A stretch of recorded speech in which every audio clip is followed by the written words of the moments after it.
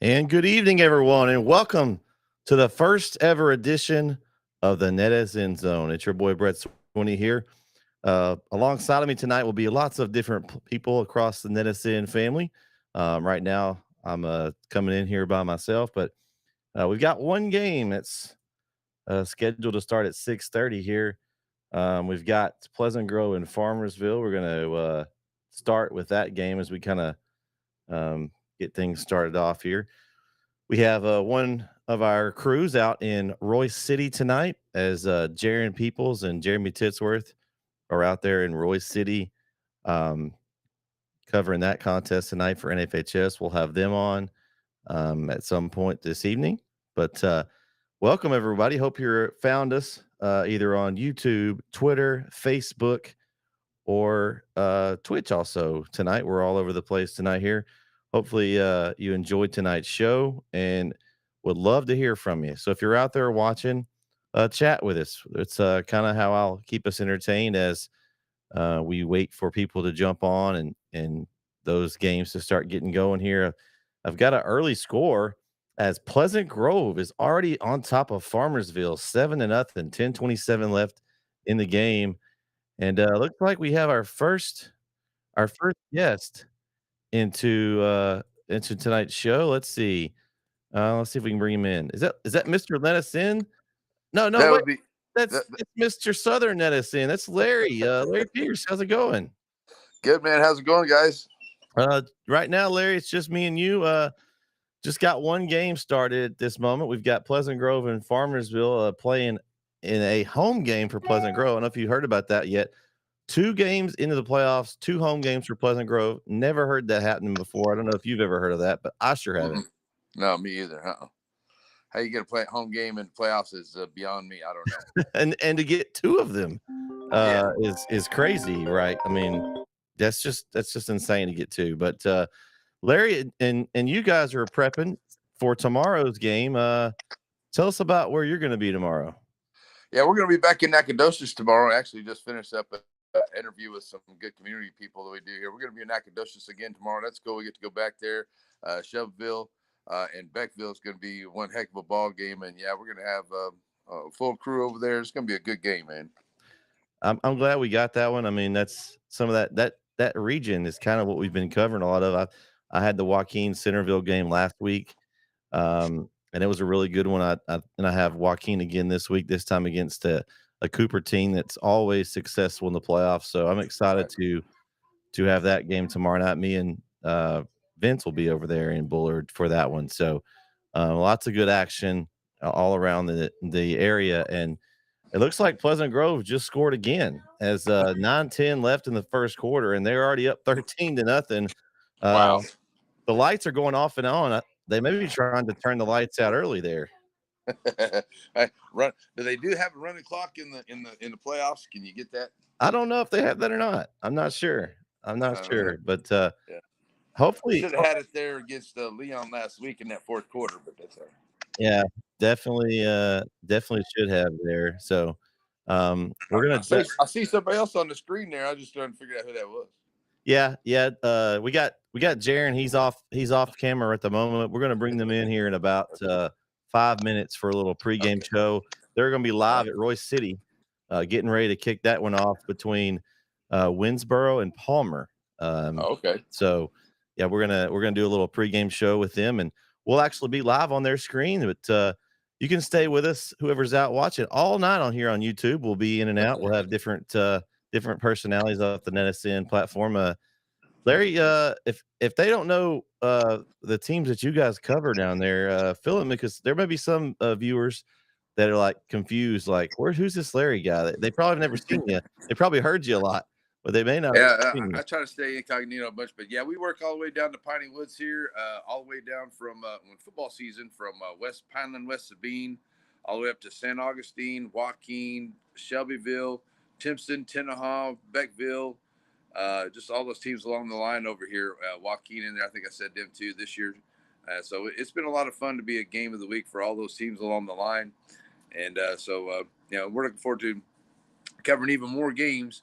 as we move along and go forward. But yeah, it's been a lot of fun covering all these games up and down the Piney Woods area. Yeah, it was good to have like Larry. You kind of came in with us maybe toward the end of football last year, and then Right. started in basketball full time.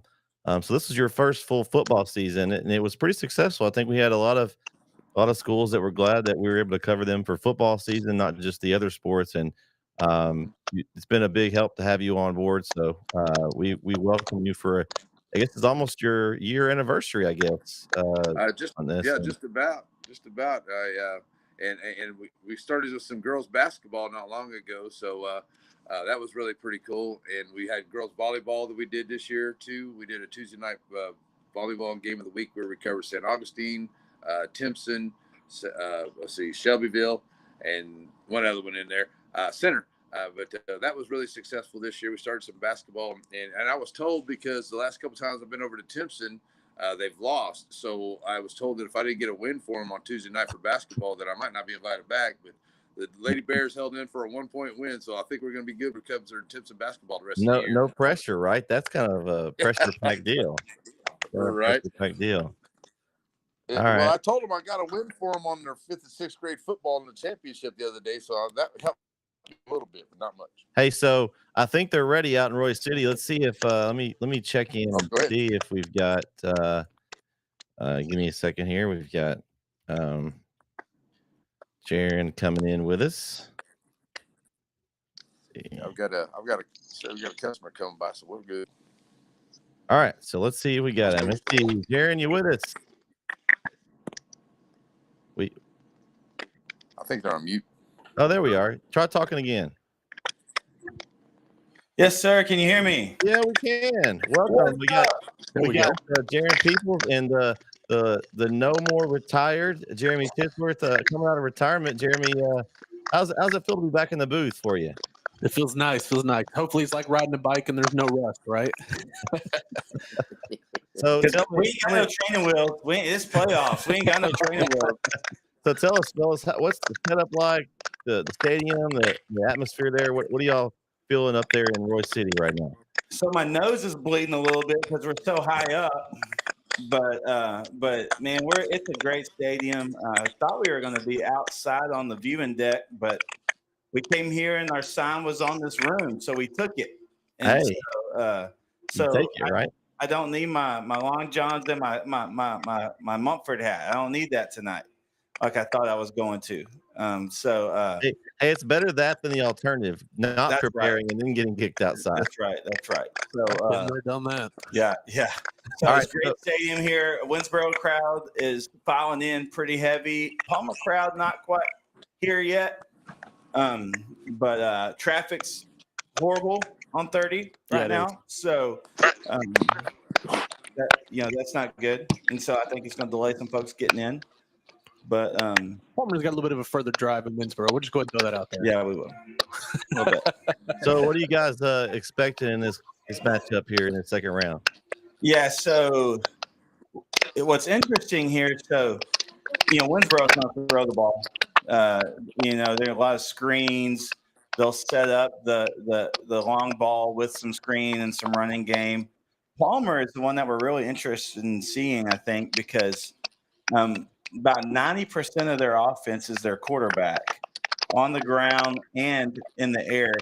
Just himself, he's got just over 1,000 yards on the season. So he accounts for 365 yards a game. The rest of the team only gets 103. Okay. So it's pretty important. So what we've been talking about a lot in pregame here and getting ready is, what Coach Finney, are they going to, because they play what we can tell is 3 down linemen, but they'll spy a linebacker. So surely they're going to have a spy on that quarterback for Palmer. It's be interesting.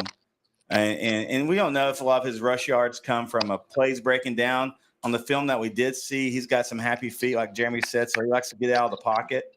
So I don't know if a lot of his rushing yards come from broken down plays or what, but it seems like for Winsboro, if you contain him, Eric Cisneros, then then you're really making them beat you in some other ways, and I don't know how deep they are in that. So We also did find out earlier, and I didn't even think about this. Palmer's 2 losses are to Edgewood and Grand Saline. Oh, So some think about familiar that. teams. That's a Yeah. familiar team to you, Jeremy.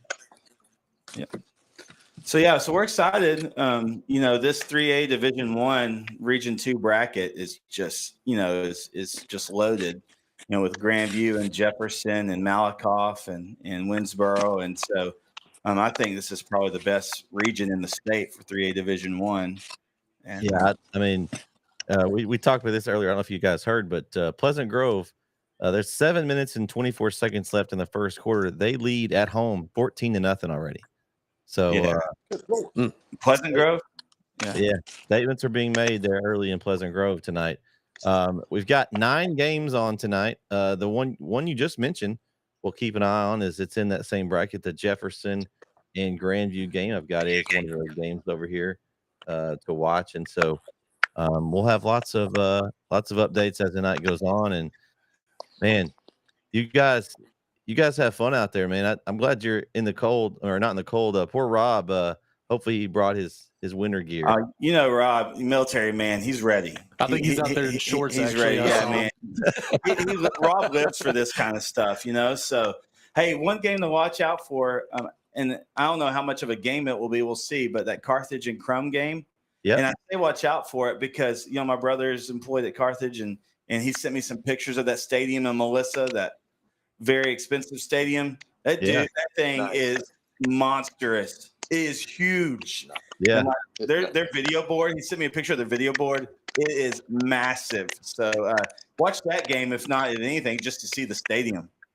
Yeah, I think that might be the most entertaining part about this game. I don't see Carthage having trouble with Crum tonight, but you never know. That's why they play the game, I guess. So, but next week we're looking at a PG Carthage game, which is a fun one. And then the week after that, the winner of that PG Carthage game will probably take on Gilmer. So, yeah, well, that's hey, Van could be there. Well, don't discount Jeremy's Van team now. No, don't discount Van like that. I just talked about them earlier. It was a game I called a few years ago. They had 4 onside kick recoveries. I said I've never seen that in a game in my life. Yeah, it's interesting. You get Kyle and Jeremy together. You get that blue and red mix. It's I'd love to see a Van Lindale game with you guys on the microphone. That would be that'd be fun. Some little nudges back and forth, just a little bit. Yeah. Well, hey, we're about to go live in a few minutes, and then we'll check with you. We may check in with you, come like quarter breaks and stuff like that. We'll see how the game's going. But, hey, we'll be here all night, fellas. Larry, good seeing you. And you guys have a good call. Hey, tomorrow, Larry, we're covering Wascom Garrison. So I know that's some teams you've seen.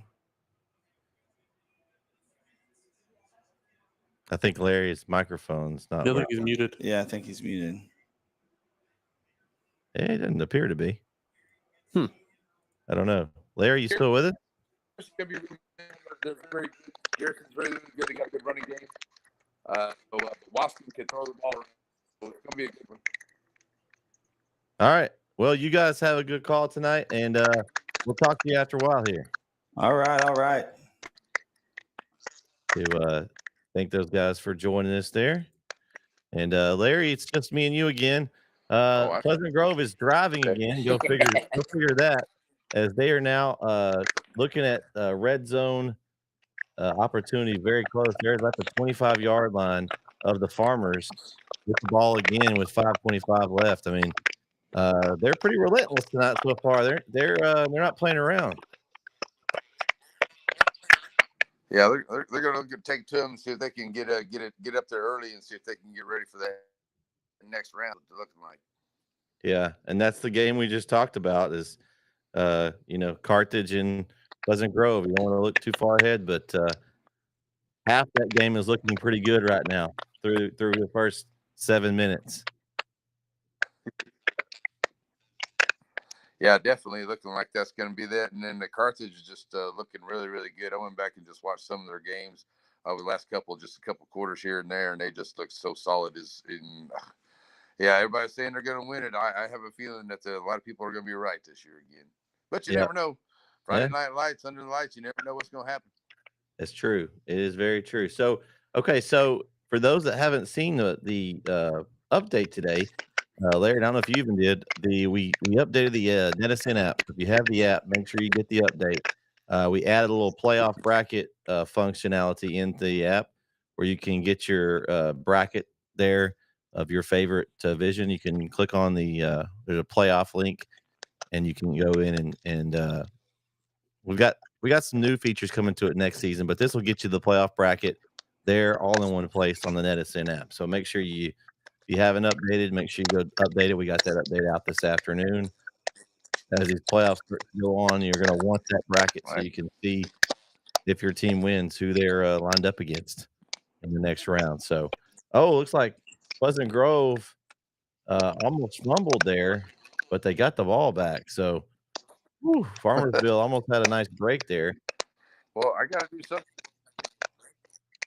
I got to do something different with because my pick'ems week. I think I went like 2 and 8. I was You like, and Jaron, I went from like 24 down to 40. Yeah, Jaron had 2 of 8, 2 of 10 as well. 2 out of he went 2 and 8. So you weren't the only one there. You don't feel too bad. Yeah. We can't all be the pick'em champ. You know, I mean, you can't all be that. I mean, it's unfortunate. You know, I'm still ahead as far as the Netsn guys. There's a few guys that are ahead of me. That Scott Poole guy, man, he can't ever miss a pick. I treat each week. I'm like, man, I can gain on this week, and he's either ahead of me or tied with me every time. Like, it's frustrating. It's frustrating. Yep. I know, because it actually started off. I mean, at the beginning of the season, I just could never get a winning record each and every week. So I've been trying to climb back up, and I've been doing real good. And then last week, it just not so good. I was just it's a lot of fun, that's for sure. But I know that you're saying that you got the Cooper game with Joaquin. I know Joaquin's going to be really pretty good, and I know Cooper's over there. I called him last year, and I can't remember if it was Cooper that beat Shelbyville out of that one last year or whatever, but that's going to be a good game over there too. Have you seen Cooper at all? I haven't this year. I did have a Cooper game last year as well. I believe Cooper played Timpson at Rose Stadium. I think that was the game I had last year. And I do remember that they are big. Like, they have some big dudes up front. Their offensive line was a big strength of theirs. And so, but I've seen Joaquin, and they've got some big guys. Like, their line is one of the biggest I've seen all year. And so I was reading some forums, and it looked like to me that they're going to get a couple guys back. They've had a couple guys that are injured. I don't know who they were. I think it was number 3. He was on the sideline last week in street clothes with his jersey on. I think that might be one of them. But they've been injured, and they got one guy back last week, and 2 more coming back this week. I was just impressed by Hawkins, the big back. I mean, he's 50, but he was 42 last week. Depends on what jersey they have. Because we were looking for 42 started running. We're like, wait a second, he's not on my list. But then I got a new roster from Coach Jones this week, and they had 50 and 42 with a slash in it. Like, oh, okay, well, that makes sense. We were wondering. I was like, it's got to be Hawkins, because that's the one you were telling me about. And he plays DN too, and he's all over the place. Right. Like, he is a difference maker. Mm-hmm. Yeah, definitely. And I mean, they got some tough kids over there, and they got some big guys up front. Movie and Hardison back is just he's moving. He can go. Yeah, he's good.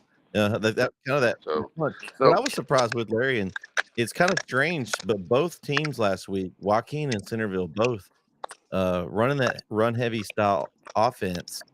The quarterbacks never really carried the ball, which is odd. Usually, your quarterback in that offense at least carries it, to kind of counter or to, throw the other team off the game. But not a whole lot of carries on the year for either quarterback, and so it was a little interesting. You usually have in that kind of offense, you have a running quarterback that also can carry the ball as another weapon. So that was different to me. Yeah, because I mean, they have Joaquin has so many different guys that can carry rock and move it around out there, and they do a really good job at it. So they get a chance to protect their quarterback by that way. And then, like I said, he'll look around, and he's really good and crafty. And he'll find these times he'll catch you sleeping somewhere, and he'll dump the grass so fast on you, and they'll get down the field on you. So, yeah, I like that though. Coach Jones, he's not had to use him too much in that capacity. Have to run the ball, but yeah, you're right. They haven't had to run him too much, and it's because they just got so many different weapons, so many different ways they can run the ball. Oh wow! Pleasant Grove just broke off a big run. If you don't stay at home, if you get home, you're in trouble. Yeah, Pleasant Grove just broke off a long touchdown run of over, I think it was over 40 yards, and they're up now 20-0, Larry.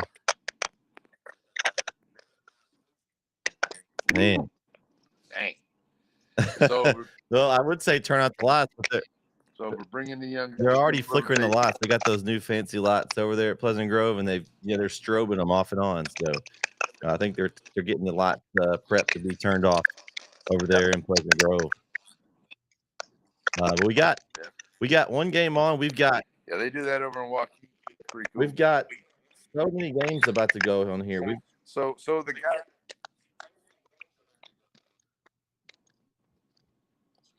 So they down? Are they on NFHS network down there? Yes. I've got all the games are on NFHS tonight, so I'm able to have them all here. I've got them all on my screens. So we've got 8 games going on in less than 4 minutes here, and so that's kind of we'll kind of pick some games and follow them. And here's the games we got on tap tonight. We got Sunnyvale and Gilmer over in Sulphur Springs. We've got Carthage and Crum in Melissa. We've got Franklin and Diboll. I'm not sure where that game is exactly. That's probably down in you guys' area, closer where you are. We got Liberty Isle and Pilot Point over at Rose Stadium here in Tyler. We've got the Pleasant Grove Farmersville game that we just talked about. We've got Malakoff and Maypearl. Not sure where that one is. We've got Winsboro and Palmer, the game that Jaron and Jeremy are covering there. And we've got Jefferson and Grandview over in Athens. So those are the games we'll all have kind of up and try to talk about. Oh, and right in front of me, Chapel Hill against Houston Worthing down in Houston. So down in the Humble area. So all those games we'll be talking about tonight on the Netsn-Zone, first ever Netsn-Zone. So Larry, you're the first ever guest with me on the Netsn-Zone. So congratulations. Oh, there you go. Don't get to be first very much, but we'll take it. Well, it's good. We're going to have different people jump on throughout the night. Supposedly, we'll see. But Farmersville, they better get going here because Pleasant Grove's not waiting on them, as they now have the ball. Oh, and they just threw a backwards pass. I think was that a backwards? Ooh. Yep. They threw a backwards pass. The guy dropped it. Pleasant Grove now falls on it inside the 20. They're about to score again. Oh man. What a turn of events. Yeah, that was smart play. Pleasant Grove's defensive back saw it was a backwards pass and just jumped on it. Man. Hopefully we'll get some good ones tonight. So far that one's been I'm gonna have to break away for a few minutes. All right. Well, we'll be here, Larry. I'm gonna have to break away for a few minutes. Okay. All right. Sounds good, Larry. We'll see you here shortly. As Larry's going to jump off for a minute, and we'll let him take care of his customer, and he'll be back here shortly. And we got Pleasant Grove as it's 21-0 there, and they're looking to strike again inside the red zone. Everyone that's watching, thanks for tuning in. Hey, give me a chat so I know you're out there. Let's see. We got. Oh, here we go. Winter McCraw. Hey, yeah, we got our Joaquin person listening. Tate Bass and Cooper Bragg. Awesome job, you guys from the George. Hey, we appreciate it. We'll have to let Larry know as he just dropped out for a minute as Pleasant Grove just punched it in for their 4th touchdown in the first quarter, and they're up 27-0 with 1:30 left in the first quarter. So Man, as we got all these games about to go live here, and we're going to refresh our screens and try to get all these games up so we'll see what we've got here. Hopefully we'll get a few extra games. Hopefully we'll have some more visitors into our chat as we go here on the evening. There's a lot of good ones. We'll see as we go through the night. Hopefully we'll have some competitive games. But we're going to get all these games loaded. This is the fun part about doing this. We have to get them all up so I can keep an eye on all the games. And without the sound busted in on us. Hey, chat with me, mate. Give me some chats going on so we can have some entertainment here. I'm me talking to myself for a little bit, it looks like. As everyone's trying to get warmed up. We got this game streams up here. Again, we've got Sunnyvale Gilmer, Carthage Crum, Franklin Dieball, Liberty Allo Pilot Point, Malakoff, Maypearl, Chapel Hill, Houston Worthing, Winsboro, Palmer, and Jefferson Grandview are the games up here right now. And we'll have those games. What we're going to do is we're going to take a quick break here as these games get started. And we'll be right back here on Netsn. Don't go anywhere.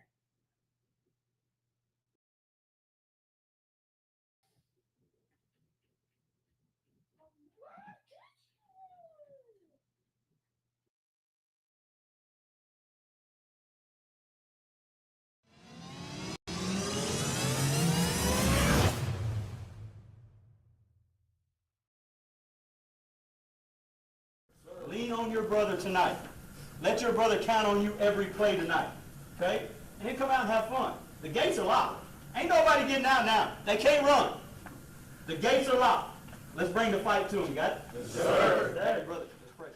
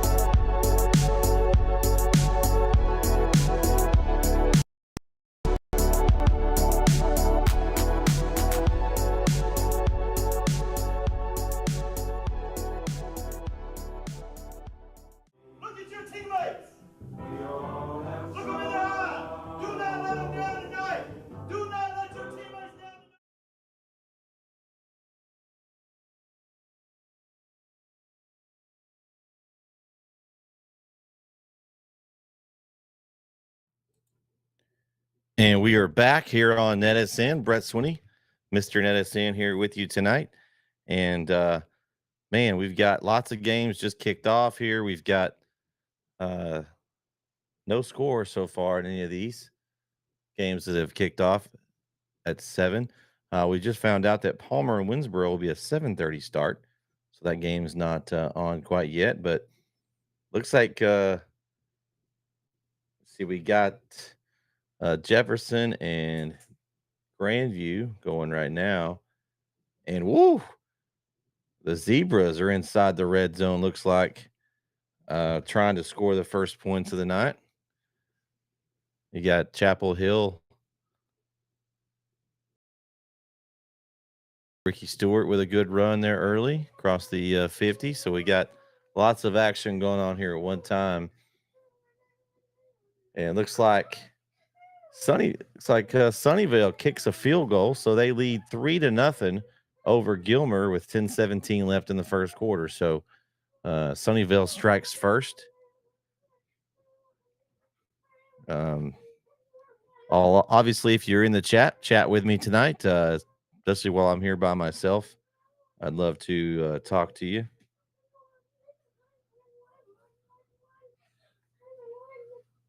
See, it's like Farmersville with a big pass down the sideline. They're trying to get on the board as they're down 28-0.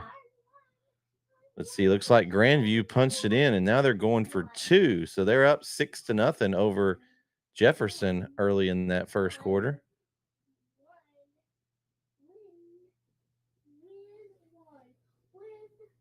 Let's see. Chapel Hill has the ball in the first quarter. They're almost at the 50. And that's Malik Gee's pass going deep. He aired it over Trevor Brooks for an incomplete pass there. Carthage looks like they have the ball first, and they're like right outside the red zone. Actually, they're in the red zone now, inside the 10, so they're looking to score first. Let's see, looks like Maypearl starts with the ball in the Malakoff-Maypearl game. They've got the ball first. So lots of action going on here on Netsn tonight as we're bringing you some live look-ins on all these games. Chapel Hill's going to punt, so they're punting their first possession there. And good punt there. Looks like Grandview did not get the 2-point conversion, so they're up 6-0 over Jefferson with 10:56 left in the first quarter. If you haven't gotten the Netsn app, make sure you get it. Let's see. We got Worthing's trotting out in the field for their first possession here. And it looks like Maypearl is on a 4th down, and they're going to punt here their first possession. Liberty Allo strikes first over in Rose Stadium. They're up 8-0 over Pilot Point with 10:45 left in the first quarter. So Carthage also up. They're up 7-0.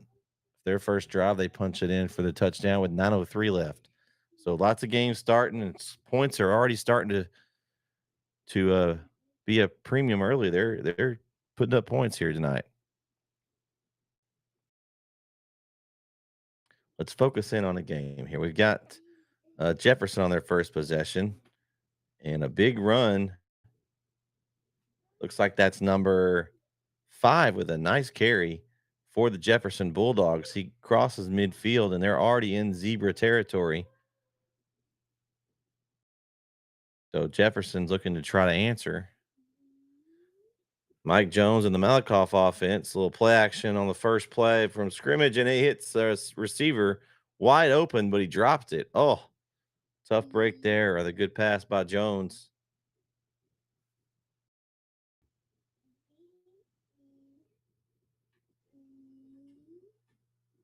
So lots of action here early here on Netsn. Man, chat with me, guys. let me know what you want to talk about tonight as we're watching some playoff football here. And some of these games and we had some of these in our pick 'em, but me and KO Kyle Owens went over all these games, and they were all kind of, I want to say lopsided picks, but I think everybody kind of had the opinion that Liberty Allo, Pleasant Grove, Malakoff, Gilmer, Carthage were kind of favored. Winsboro's another one that was favored, but a 9-2 Palmer team, you got to watch out for them. So let's see if we've got anybody.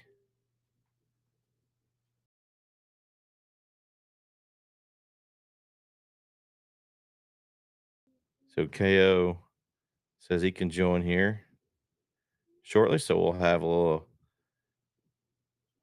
Let's see if we can get him. We're going to take a quick break here again, and we'll be back for some more action. We'll see if we can get a guest here on Netsn.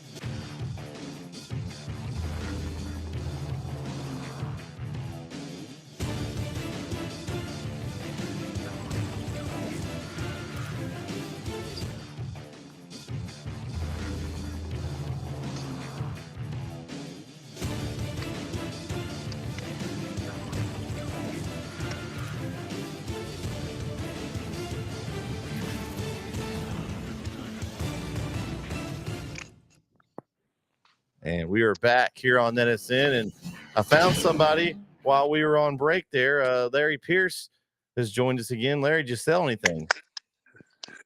Do what now? Did you sell anything? Oh yeah. I had my customers come by. All right. And had to come by and pick up some stuff. Well, tell us a little bit about your business, Larry, while we got some games just kind of getting kicked off here. What are you selling? Well, I have an online auction business, and I put everything on Facebook. And so basically what people do is they go onto my page, they bid on my items, and whoever has highest bid at the end of the auction gets to buy them. And basically we have all kinds of things. It could be toys, outdoor items.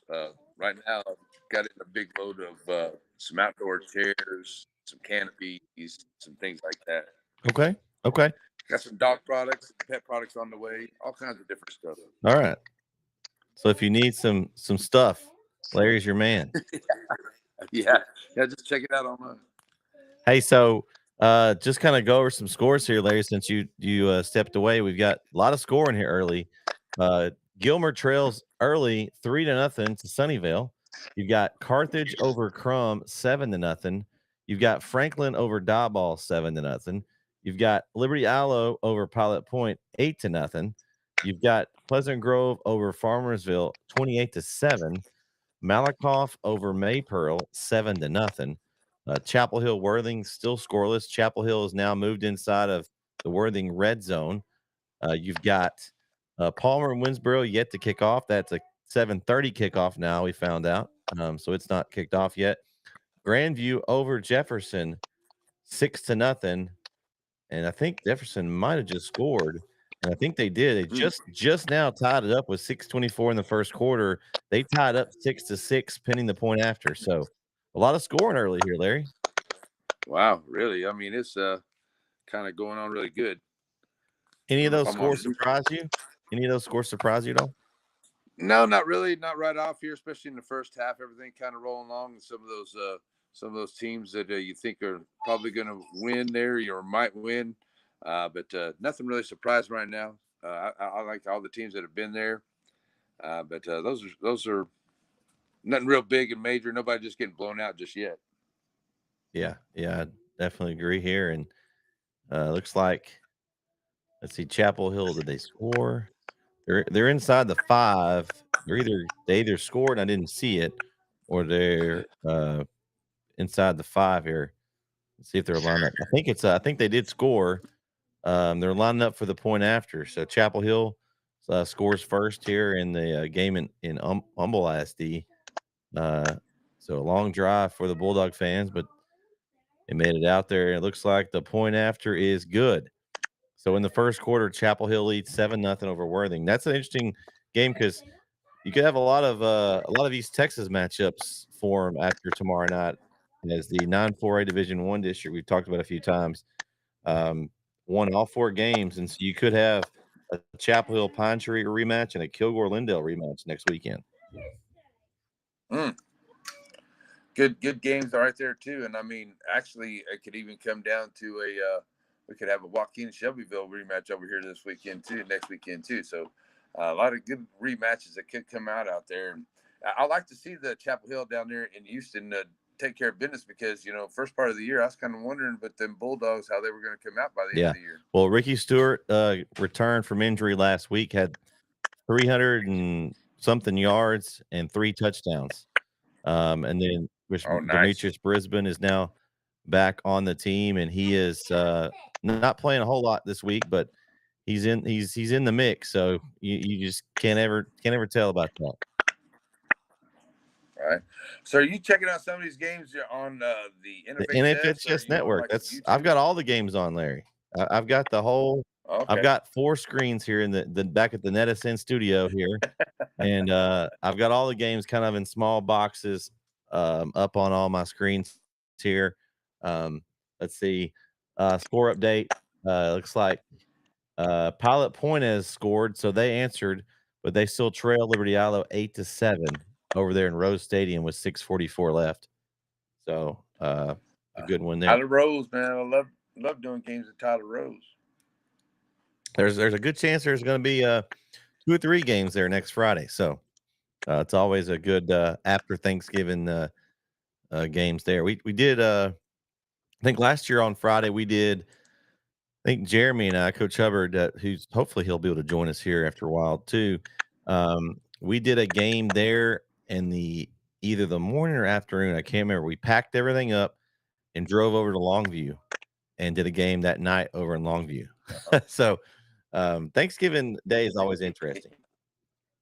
Or they have. Yeah, it is. Because I mean, I remember last year too. It was right around Thanksgiving, either the weekend before or after, where we got the Timpson game, and all the guys came down with COVID except for me.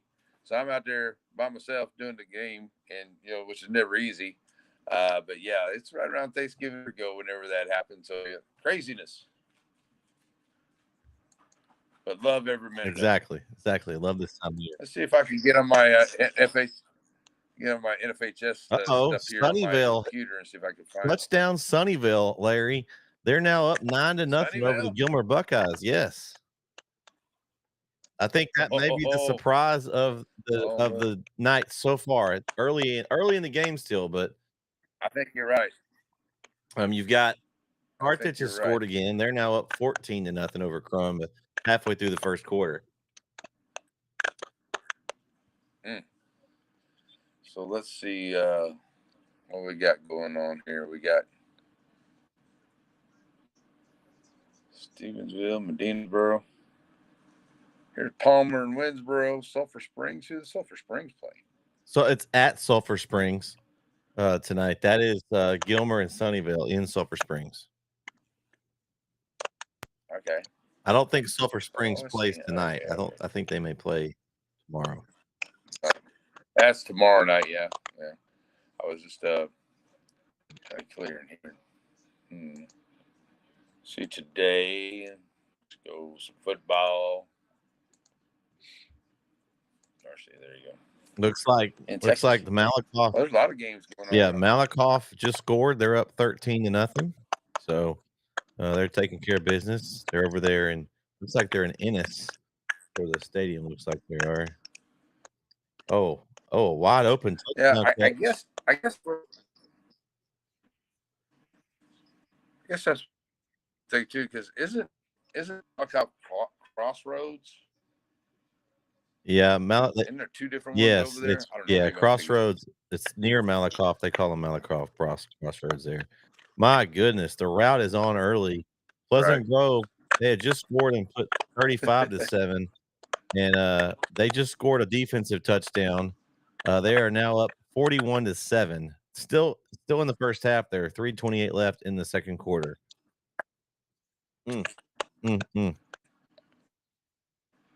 Wow. We check out this Chapel Hill Worthington game. See what's with that. Well, And I didn't see what happened, but Chapel Hill looks like they're kicking a field goal or an extra point. They haven't put the points up yet, but I'm guessing it's probably a point after. They may have scored again. So who are guys calling that for down there? Are they Winsboro or the Roy Well, City? it's in Roy City. Palmer versus Winsboro. That's where Jaron and Jeremy are tonight. Yeah. Well, I saw that there was two. Yeah, there's a field goal by Chapel Hill. It's good. Yeah, they So, yeah, 10-0. it should just be the one broadcast for Okay. for Winsboro and Palmer. I think there's that we're the I only thought I stream. saw. Well, We're the only stream, I believe, unless they have a YouTube stream that's going out.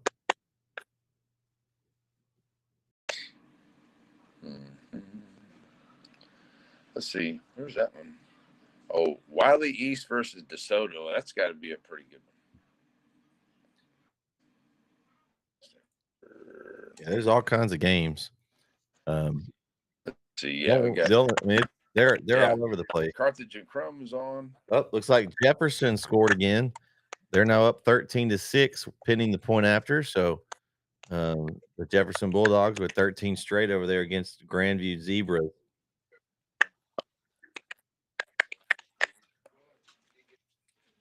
All kinds of scoring going on. Wow, this is somebody who hasn't scored. Carthage up 14, still 4 minutes in the first. Yeah, somebody who hasn't scored tonight, Larry, so far. Those Gilmer Buckeyes. They're still on the knives. They're at 0. Yeah. Ooh, nice hit. Yeah, I think I picked the Gilmer. That's probably what happened. I picked Gilmer. Uh-oh. You're the announcer curse. Yeah, sometimes I think so. Sometimes. A nice pass there, but he got rocked. What's up in man? I like watching DeSoto. Those guys are good. It's only 3. Wiley got 3-0. Wiley fits with.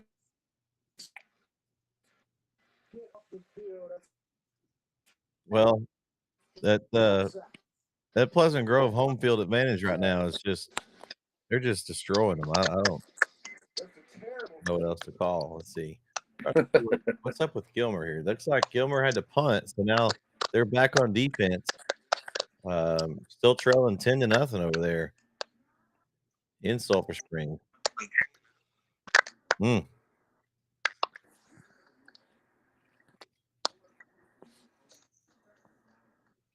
So you got not visible. Got Chapel Hill got 14. There was an extra point while ago, so they're up 14-0. Looks like the Palmer Winsboro game's getting close to starting. There is they got the new thing with the lights, Larry, is catching everywhere, man. With those lights now, they got the LEDs and they can just flash them. Oh yeah, he scored a touchdown. They just flashing, going everywhere. Yeah. What's going on? Oh, there we go. Well, look, we got some other people in here. Let's see. We got a couple of people joining us here. We got hold on. We got to have some music for this guy. He has his own music when he enters the realm here. Uh-oh. It's Darth Vader himself. It's the Professor Matt Diggs. Hey, I even added your theme music, Diggs. You got your own intro. I did get my. Oh, we might have a touchdown here. Now, Diggs, where are you at tonight?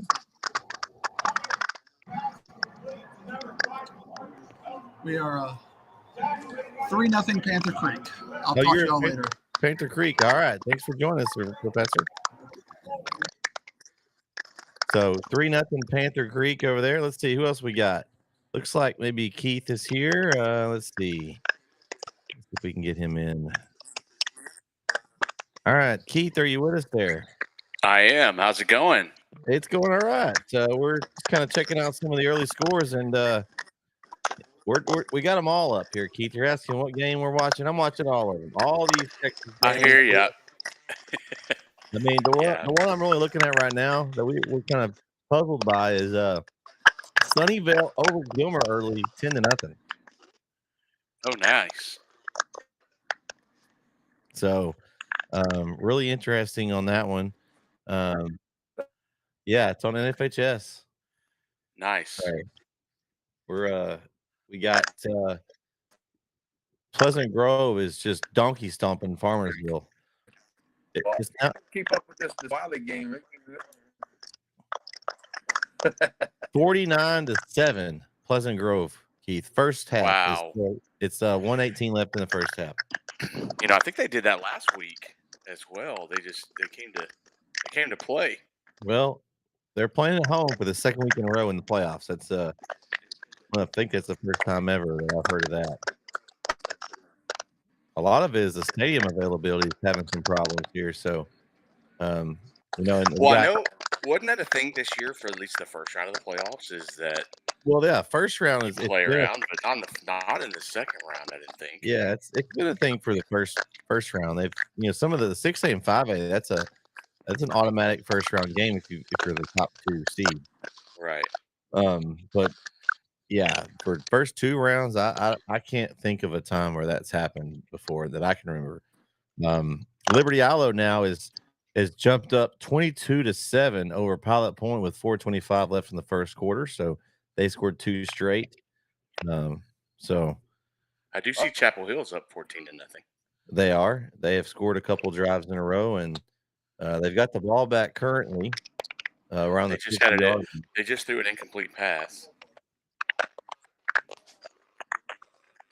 And yeah, they did. You're a time. 4th and 2 for Gilbert. Yeah, you're on the 27 on the 20. Oh yeah, here we go. Gilmer is right outside the red zone, and he almost scored. Gilmer's got a first down and 10 inside the red zone there. We'll see if they can get on the board to get back in this. Guess we lost Larry there. Uh-oh. He got disconnected, I guess. But yeah, there's a lot of interesting, like the scores don't surprise me early right now. That Gilmer one's the main one that shocks me. Yeah. As Carthage is taking care of business, they've got the ball again, about to score. Oh, it incomplete, but they're driving there. Now, I'm also keeping an eye on this game that we were supposed to do, or that you were supposed to do, Keith, over in Athens. Jefferson. Yeah. Jefferson's up 14-12 right now, almost the end of the first quarter. So a back and forth game there.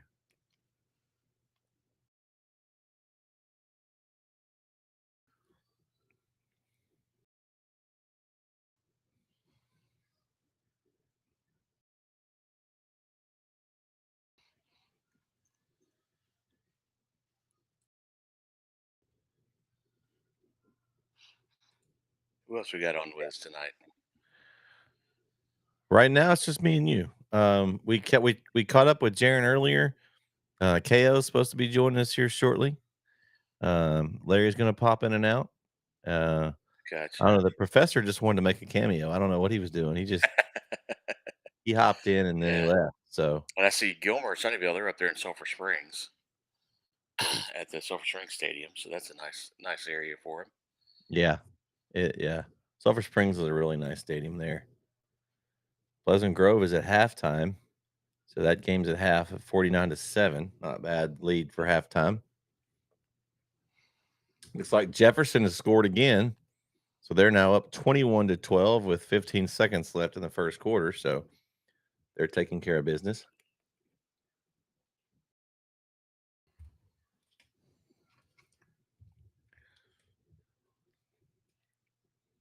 Look like most of these games are kind of Doing what it looks like they're just doing what they're supposed to be doing so far. yeah. We'll see if Gilmer can get in the end zone here. It's the end of the first quarter there, so it's 12 minutes left in the half now. It's gonna be, I guess, let's see where they're gonna be. I think that's a first down marker. I think it's first and goal for Gilmer at about the 2 or 3 yard line. So they've got a chance to punch it in. They've got to take advantage of this.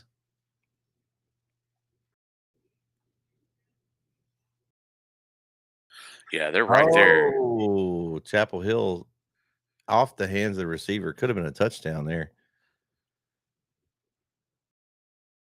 And Maypearl has the ball almost at their own end zone there as they're trying to avoid getting safety. And it looks like Gilmer did score there, Keith. Yeah. So first play of the second quarter is a good one. They put 6 points up. Let's see if we got. I think we have Larry back. Let's see if we have him back. There he is. He's back. Larry, you disappeared on us, sir. Yeah, man. I was watching the Gilmer game and my phone started to die, and I don't know what's going on there. Well, we just saw that Gilmer just scored too. So yeah, just saw that. They made a good stop up there, but and their extra point it went in, so that's good. They're only 3 down now. Yep. So a good one over there in Sulphur Springs. One of the closer games we've got right now. Franklin now is up over Diboll 14-0. 14-0, 14-0, 14-0. A lot of 14-0. Hold on, we have somebody coming in. I don't know who that is. Do we want them in here? Let's see. Let's see. Hold on. If you say so, we'll take you. What's going on, man? Hold on. Somebody coming in the room? Hey, so I'm a little bit upset. I did not get a theme song. What's up with that? You've had 2 people come in here since I've been here, and they have like walk-up songs. I don't have a walk-up song. What's I up guess with that? not. Well, you have to come on the show every once in a while, Keith, to get a walk-up I song. guess This so. is your first appearance Well, all you are year. the one who told me that I'm going to have to start doing UFC fights since every game I've done this year has had a fight in it almost. So It's interesting, actually. it really is. Every single game I've done this year has ended up having at least one fight. So welcome, Coach Hubbard. Great win today for your Lady Guard there. Tell us how that went. I'm curious to know how that went today. Yeah, man. Here's the thing. We Brett, you've been with us today's first game you've missed, actually. So you've kind of been with us on this ride. When we finally put things together, we're going to be pretty good, I think.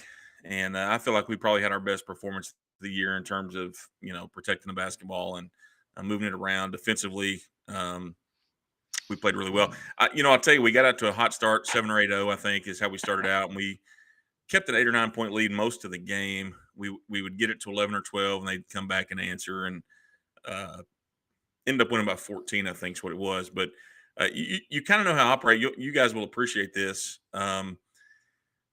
You got to love it when teams when you get motivation from an outside source and you didn't even need it. And right before the game, and it's a funny story, and I hate to say this because it sounds like I'm being a jerk, but right before the game, some of the guys from Gorman running the tournament came over and said, "Hey, coach, their post player, they got a really good post player. I think she's going to Laterno, 6'2". She's a good player. They said she's 16 points away from 1,000. So here's what we're going to do when she gets there. And I was like, Oh, thank you. okay.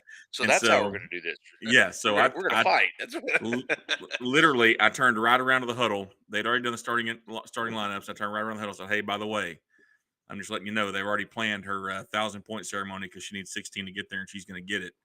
And the look in our eyes was, "No, she's not getting it tonight." And so I think she finished with 10, something like that. She had 8 in the first half, and then I think just 2 in the second. But India Williams did a great job on her, and I think we held their 2 best players to 15 points total. very presumptuous. I mean, you've seen us, Brett. Defensively, we're really good. I mean, there's Yeah. no doubt about that. We just have a hard time on the offensive end, and we're getting there slowly. Oh, this guy, here we go, a little Southeast Texas flavor. Yeah, Sorry. Larry's here. Well, and kind of looking, I don't know. Have you looked at the scores yet, Jeremy? Yeah, I'm sitting here looking on this app, by the way, and I guess Did you know, see the early- new update? Did you see the new update to the app, Jeremy? did I? I don't. Did you get the update? Because there's a new update that came out today that has a little playoff bracket there where you can pull up the playoff bracket inside the app. It's pretty Let me just see. pretty cool update. I don't It guess is I a did because pretty I don't. awesome update. Now I you have don't- to I go. don't see You have that. to go find it. It's probably in one of your tabs. You may have to go over to the menu if you updated. It would Well, be let in me your just- menu section. Let me there. just see if I can update this thing. But look at the scores. I don't know what sticks out to you guys, but I feel like Jefferson up and kind of what are they going to do this week after everybody kind of wrote them off after a close game in the old last week. I saw Sunnyvale leads Gilmer. Sunnyvale's a good Yeah. football team. I know you guys probably talked about this. That's a good football team that I think will probably that score will surprise some people, but I'm not sure that it should. And then I guess Carthage has a lead over Crum already. So Yeah, they just scored again. yeah, They not surprised, right? I mean, that's just what they think- do. Yeah, I think they're going to be up 21-0 here. You got Franklin over Diboll right now, 14-0. Malakoff doing what they do, 21-0 over Maypearl. Liberty Isle up 22-7 over Pilot Point.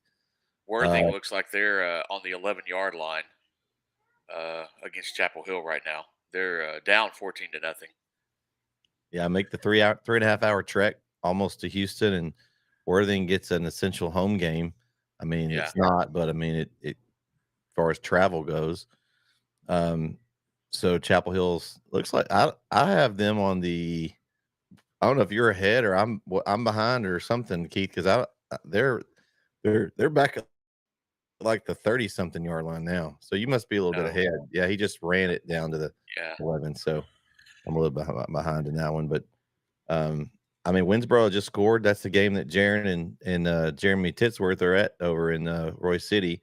That game just started a little bit ago. Hey, Jefferson, someone was saying that Jefferson wasn't very good. He's not here. I wanted to ask him about that. No, he's not going to be here because he came in earlier for like 2 seconds and he left. Yeah, he wasn't here long, and didn't even say goodbye. He's probably watching some bad DFW team and thinks that it's Panther Creek. He was at the Panther Creek game. Yeah, Panther Creek. Who? I don't even know who that is. Whatever. Well, yeah, what is Panther Creek? Oh man, but yeah, big win today. And that team they were ranked. I have a feeling that there might be a new team in the rankings next week. If there's not, then listen. Let me just tell you how this works. There is a. Well, I can't even say that anymore. I thought there was a very strong bias against these Texas teams, but there's another team in our division that's ranked that, I guess they're better than us too. I don't know, but we'll find out soon enough. They got beat by Chapel Hill. I know that pretty bad. Maybe yesterday or today. Yeah, maybe so. I just saw Sunnyvale. Sunnyvale now is up 13-7. Maybe you said that a second ago. Wasn't Pilot Point Liberty Isle supposed to be at Bullard, Brett? No. That I'm gonna be in Bullard tomorrow. Okay, I thought that I just saw that's at Rose. Joaquin and Cooper. That's right. That was the game that we talked about. You and me might do. We didn't get it. We got it taken away. That's the one at Rose Stadium. That's why you're thinking about that one. Okay, yeah. I don't know. So what kind of stands out to you guys looking at any scores? I know we're looking at East Texas, but even across the state, has there been anything that stands out to you so far tonight? I haven't got a chance to look at everything. I mean, that Gilmer one to me was a little bit surprising. Just, I thought that they might take hold early, but I don't know. You may know more about Sunnydale than I know they were pretty good last year, but the Adrian Peterson's brother transferred to Forney. North Forney, I thought, right? Did he go to Forney or North Forney? It was Forney. May have been. Whoever it was, it wasn't. It didn't go very well, right? I mean, I think they did not have a great year. Sunnyvale to me is one of those teams that it's a school district. I liken it a lot to Brock, honestly. That I think the population is going to grow there even more. I mean, it's a 4A now, but if you're in that area, obviously, I think you would know that it's growing. So I think they could kind of take off like Brock did and get some athletes in there and kind of have a great run. They're really good in some other sports, like the girls basketball. They got a great coach there that's been there for a long time, and I'm not surprised really that football. I'm not surprised that they're getting a lot better. So it looks like Worthing kicked a field goal there. Yeah, they just did. I was going to say something, but yeah, I didn't want to interrupt y'all's conversation. Yeah, it's 14-3. I mean, we did talk about this earlier, Jeremy, that Brisbane is back. He isn't playing quarterback this week. He's going to play, just kind of get him back in, maybe some receiver, safety type plays and special teams. That's a nice addition. I did want to, yeah. I did want to throw in. Carthage is up 21-0 over Crum right now in the second quarter. I didn't know if y'all knew that score. Yeah, and that's a game that we may already have that game. They probably already have this game booked up, but Pleasant Grove Carthage next week. It looks like they're on a collision course to play. Yeah. And, oh man, what a banger! I don't know. I felt what kind of fell for this last week with Max Preps is kind of. It looks like somebody's actually updating this, but how about this score? Hereford and Stephenville tied at 7. The statewide score is kind of a big deal. Stephenville in a tight one, 7-7 in the third quarter. It looks like they're driving, getting close. And this score, we just talked about Brisbane. There he goes on the kickoff return, runs it back across midfield. Is going to put the Bulldogs at the 40-yard line on the kickoff return. So, the special teams, you don't need to get prepared for that. You pick the ball up and run it, right? I mean, no scheme needed for that. Just athletes being athletes, Goodness. I think you just mentioned the Pleasant Grove score, 49-7. Mm-hmm. And then at home, 2 home games in the same playoff in a row. How does that work, Jeremy? How do you get that? How much you have to pay for that? Why would you do that? I mean, I don't know. Home and home flip, I guess. It just I told you guys this last week, and there is some truth to this. There are a lot of schools now, especially that you're in the Thanksgiving time, that just don't want to host. They don't have the manpower to work it, and but they don't want to pay for it. Well, yeah, Money's probably tight for a lot of places too. It is, and even at Brookhill, we get people that always call and ask, "Hey, can we, small schools, for instance, can we play a playoff game there?" And we're like, you can, but you do understand that, we're gonna have to pay all these people to work it, and you're gonna pay for that, not us. So, it's a lot of places are doing that. So I guess that's 2 home games in a row. That's if you're Farmersville and you're trying to get back to what you used to be, that's tough. Have y'all talked about the Malakoff-Maypearl game? 20-yard line, taken. Which game? Malakoff game? Malakoff-Maypearl. Malakoff's up 21-0 over Maypearl right now. Yeah, no surprise. They got Mike Jones. Who? Mike Jones? I used to know his phone number, but I've gotten older and I don't remember it anymore. But yeah. Well, Jefferson now extends early to 28-12 over there. Yeah, that's that Jefferson team, man.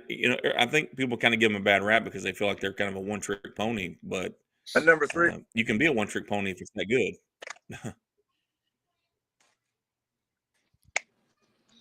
And Lavernia is up on LBJ right now. I know that's down further south, but that's an Ooh. interesting one to watch. Yeah, LBJ.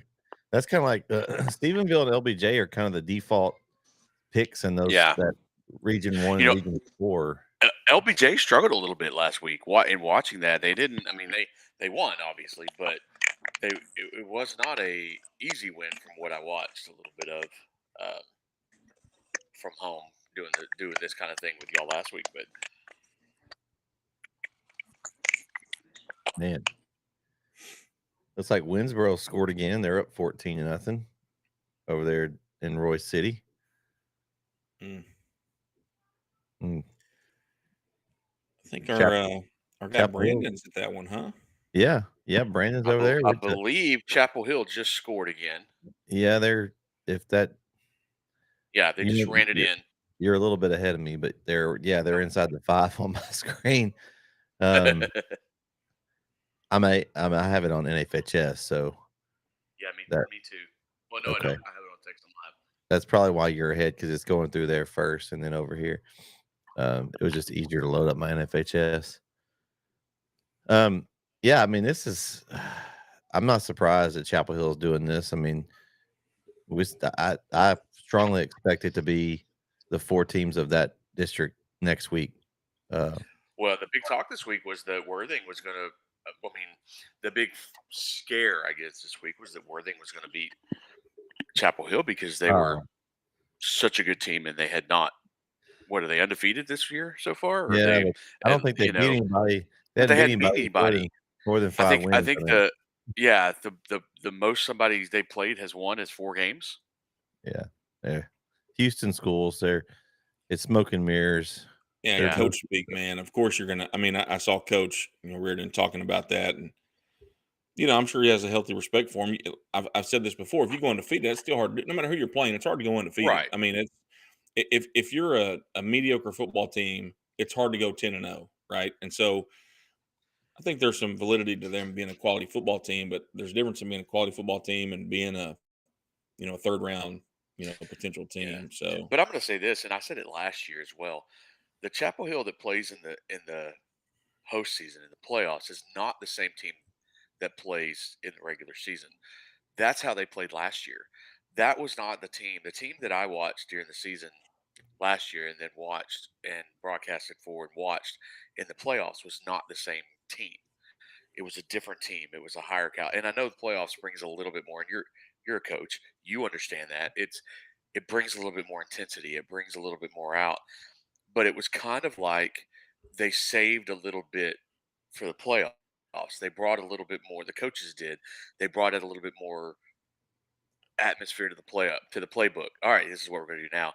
And so when they played against the teams that they played against, they were confused a little bit. They saw some differences, and so from my standpoint, it wasn't the same as during the regular season. It just seemed like it was the second string playing during the season, just enough to get to the playoffs, and then it was time to go. It's like the playoffs are their season. But that's scary though, because wait. Oh Lord. Oh, we have a new entrance into the group. Yeah, we do. Here he is, ladies and gentlemen. KO. It's KO. Ladies and gentlemen. Hey, what's up, guys? Not much, man.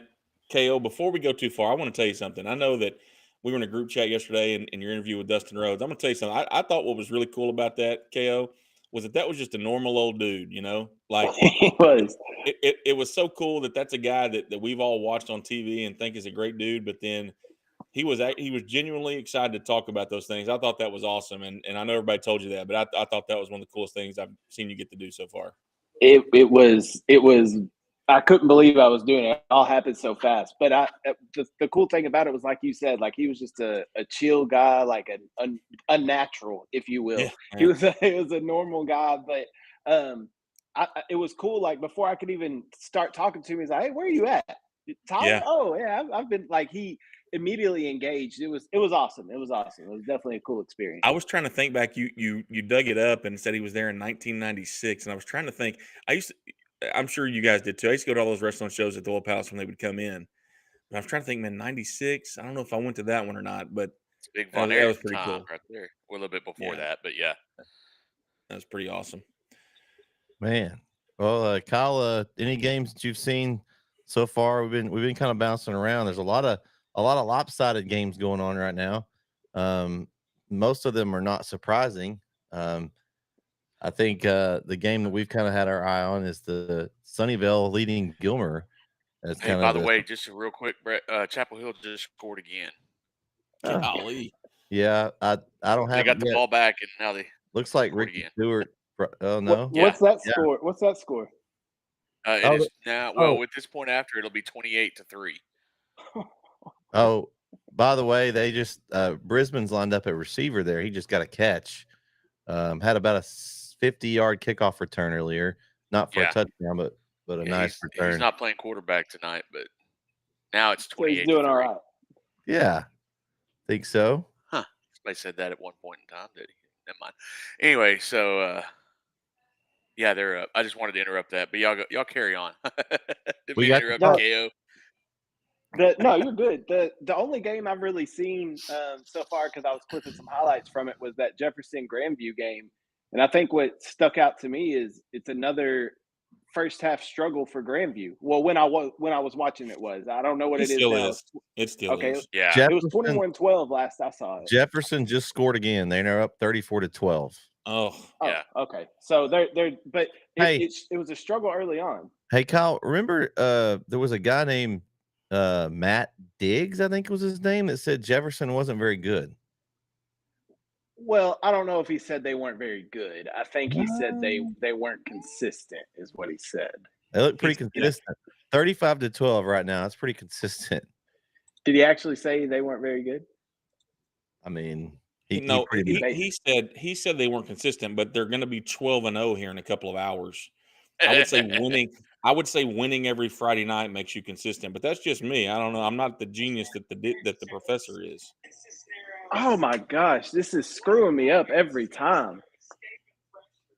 I'm trying to clip these NFHS highlights, and it won't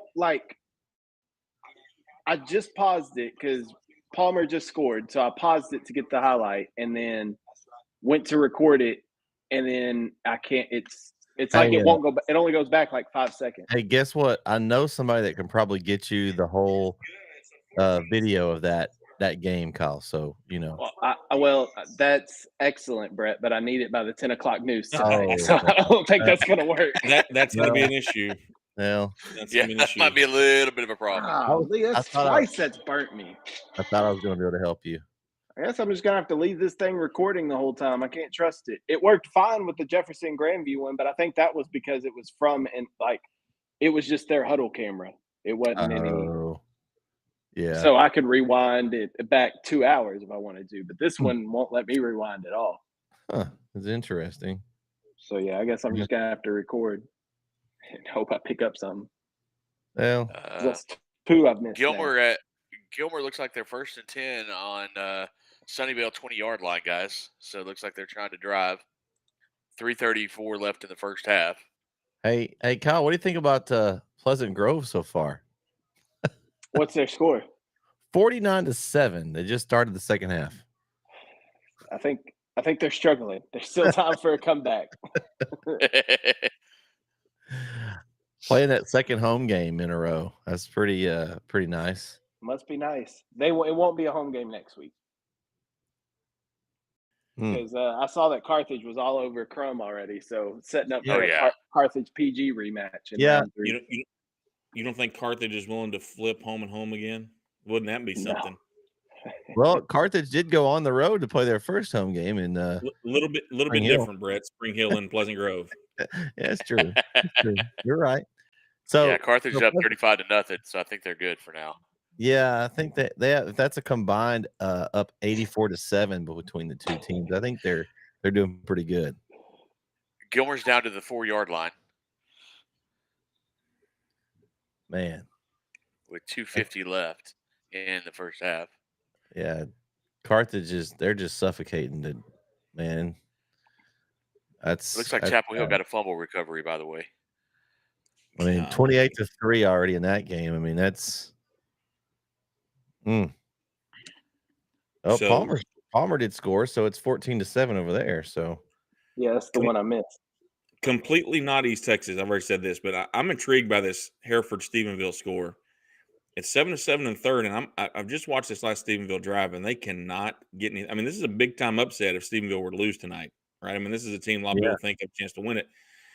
They're about to attempt like a 46-yard field goal here, a penalty, and then a dropped pass that would have given them a chance to take the lead. They're just not what you'd expect from them. And I've heard nothing about Hereford all year, so I don't. Let me see. Fifth. That's a cow, ain't it? Yeah, it is.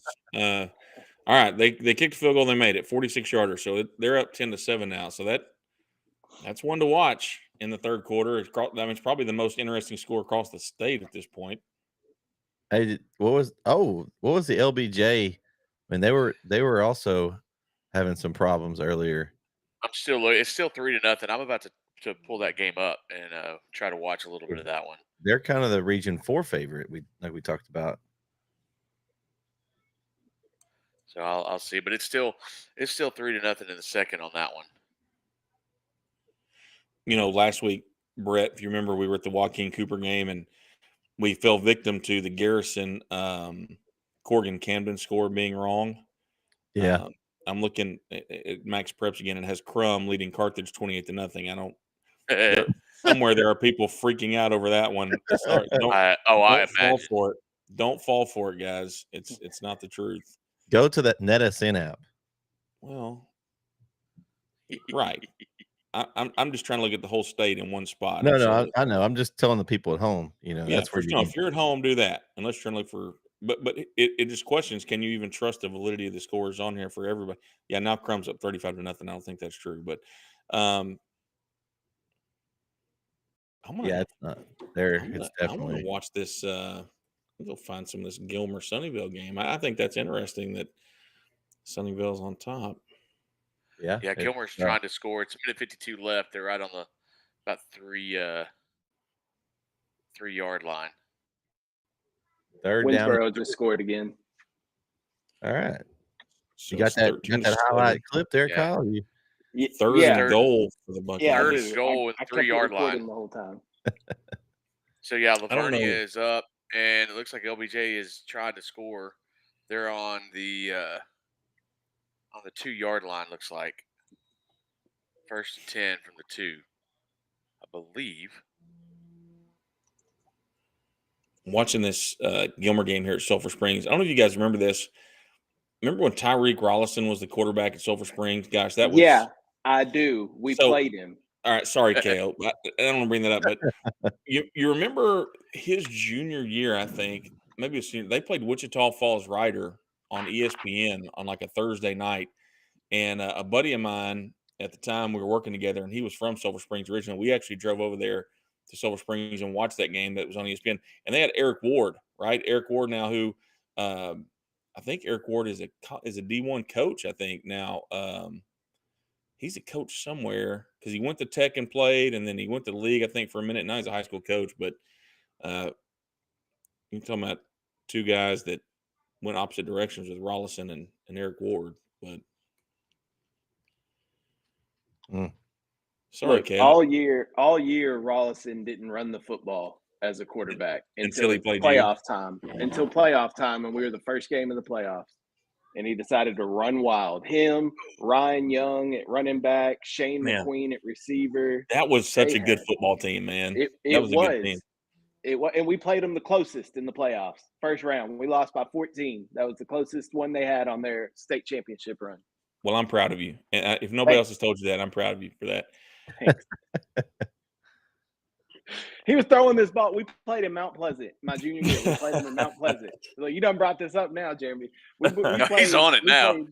We played Sulphur Springs and Mount Pleasant my junior year. It was like a 40-mile-an-hour wind. There was chicken feathers flying across the field because of the Pilgrims chicken facility over there. So there's feathers flying across the field. This man, Tyreek Rollison, is throwing moon balls into this wind, and he's throwing them like 60 yards into the wind, and his receivers just running under him like it's nothing. Like that team was nasty. They Meanwhile, were something serious. he could have given it to Ryan Young to run for 180. You know, Exactly. unbelievable. And that offensive line, oh my Yeah. God, they had been together all 4 years, and they were some hogs. You know, up you front. can find a lot of stuff on YouTube that old games. I wonder if you could find that one on YouTube. If that ESPN broadcast, I'm gonna. We got a little I'm time sure. here. I'm gonna look this up. So, Jeremy, how's the schedule look like? So y'all play tomorrow? Yeah, Y'all man. We play who at y'all noon. We play Bay Area Christian at noon. What And classification are they then in? Is that TAPS? they're in our classification too. Yeah, they're TAPS 5A. They're out of League Okay. City. Okay. They were a semifinalist last year in our classification. We both moved up this year, Okay. obviously. It'll be a fun one. They have a player who dropped 32 today, and so now you know, to be fair, they did play Jacksonville's JV, who, you know, it was a little bit of a battle for a little bit, but it ended up, you know, pretty wide. I think they won by 30 something. But then if we win that one, we'll play at 6, or if we win, we'll play at 6. We lose, we'll play at 7:30. We could get Jacksonville. It'll be Jacksonville or Central Heights, one of those two, based on how we do. And Jacksonville, just from seeing what they did tonight to a pretty good team out of Fort Worth, I think they're probably the favorite. So I think we would get Jacksonville if we won tomorrow. And that we scrimmage those guys, obviously, and they're pretty stinking good. It would be a monumental task for us, but you got to tip it up and you got to play. I guess that's how you. That's what happens. So if the stream goes, you know, tomorrow, I'm gonna attempt to watch you guys. You know, that's true. You know, I am a I don't know what I can say here, honestly, but I'm curious, KO, what kind of treatment I'm going to get from that other network tomorrow. Probably not great, if I'm being honest. Yeah, it's going to be interesting to hear him have to say something good about me. Maybe I thought it was Buckeyes just went up, by the way. What's that? Sorry, Buckeyes just went up. Gilmer's yeah. up 14-13. All right. Yep. That's a good one there. Here's the deal. Like, I was looking for the game today. I was trying to see who was on. I turned it on. I think it was which game was it that was on? Reigns, and they were just dominating Marshall. Donkey stomping them. 46-1 at one point, KO. 46-1 The Reigns in the third Lady quarter. The Lady Cats? Yeah. But here's the thing, Brett or KO, you know this, man. Like, they lost so much last year. They did. And especially now, listen, J.C. Campbell. Losing J.C. is a huge loss. So I'll say, listen, Reigns is good. Do not hear me say that, because I may have to play him in a day or two. I don't want anybody to hear me say that. But I watched them play against Palestine in a scout film. We were scouting Palestine. I think they only beat Palestine by 13 or 14, which kind of shocked me because, I mean, Brett, you were at the Palestine game. We were in control of that game the whole time. So I kind of felt like we were closer to even. And they, man, they did some things to Marshall today that should have been illegal. But it was 46-1, I think, at one point. It was nuts. And I think Marshall's not good. Marshall's first field goal came with like 5 minutes left in the third quarter. It was, you kind of felt bad for him, but you know, Reigns was, I mean, she was playing everybody and everything else. And really the early games in that tournament today were not very good. In the first one, they weren't. Maybe it's because they were broadcast. I don't know. Wow. That was a rough one to watch on. I wouldn't want to call that by yourself. No, but at least you were able to watch it. True. I mean, hey, yeah, the internet worked and everything. So, but Gorman beat Kilgore pretty handily, and then after Reigns beat Marshall, Tatum gave it to Central Heights pretty good. I think the closest game, Grace in Atlanta. Grace beat Atlanta by 2. I think it was 34-32. Our game was 14 points, and then the 2 games after ours were both blowouts too. So that's kind of what you get when your first day's matched up to put you in a bracket tomorrow. I think you kind of do that knowing you want to see the best teams get into the gold bracket, I guess, maybe. But it was tough. So you got Grace and Gorman in the. Are they on the other side of the bracket? Yeah, so they're in the winners bracket too. Grace. So tomorrow the gold bracket games tomorrow. There's 8 of us in there. The gold bracket games are Gorman and Rains, and then Grace and Tatum, us and Bay Area, and Jacksonville and Central Heights. Ooh, So it's a Some good good- 8 teams. I mean, some good hoops there. yeah, I feel like the 8 teams left, and really the team that we beat, Grapevine Faith, man, this is interesting to me. Not interesting, but it kind of stinks for them. Their best players out with an ACL tear too, and Oh. so we played our game today with both of our our best scorers sitting on the bench with ACL tears. But Southwest Christian out of you guys may remember this name, but Jake Bell, who used to be the head coach at Martins Mill, is the girls coach at Southwest Christian now. And so they ran into Jacksonville tonight, and they lost their best player. She transferred to a different school, but the TCU women's coach, his daughter is on that Southwest Christian team, and they're pretty good too. But Jacksonville is just so stinking talented that it's going to be tough. So I think the best 2 teams there. I think Tatum and Rains will be a decent matchup, but I think Tatum's better. I think just from what Rains lost last year, and KO may know a little more, but I feel like Tatum's probably better right now. And then in Jacksonville. So we'll see. It's gonna be a fun weekend of basketball. It's gonna be good competition at least. We're getting better from it. That's the thing for us, right? Like, yeah, I'd love to win it, but at the same time, I could go find a tournament to win if I really wanted to. Yeah. We're just trying to get. I mean, we played. You're trying to play some people, challenge your team. Yeah, We I are. get it. I have to remind myself that. So you don't want to try to like pad your resume with easy wins and If there was a selection committee in a playoff that was chosen that way, yes, we'll play.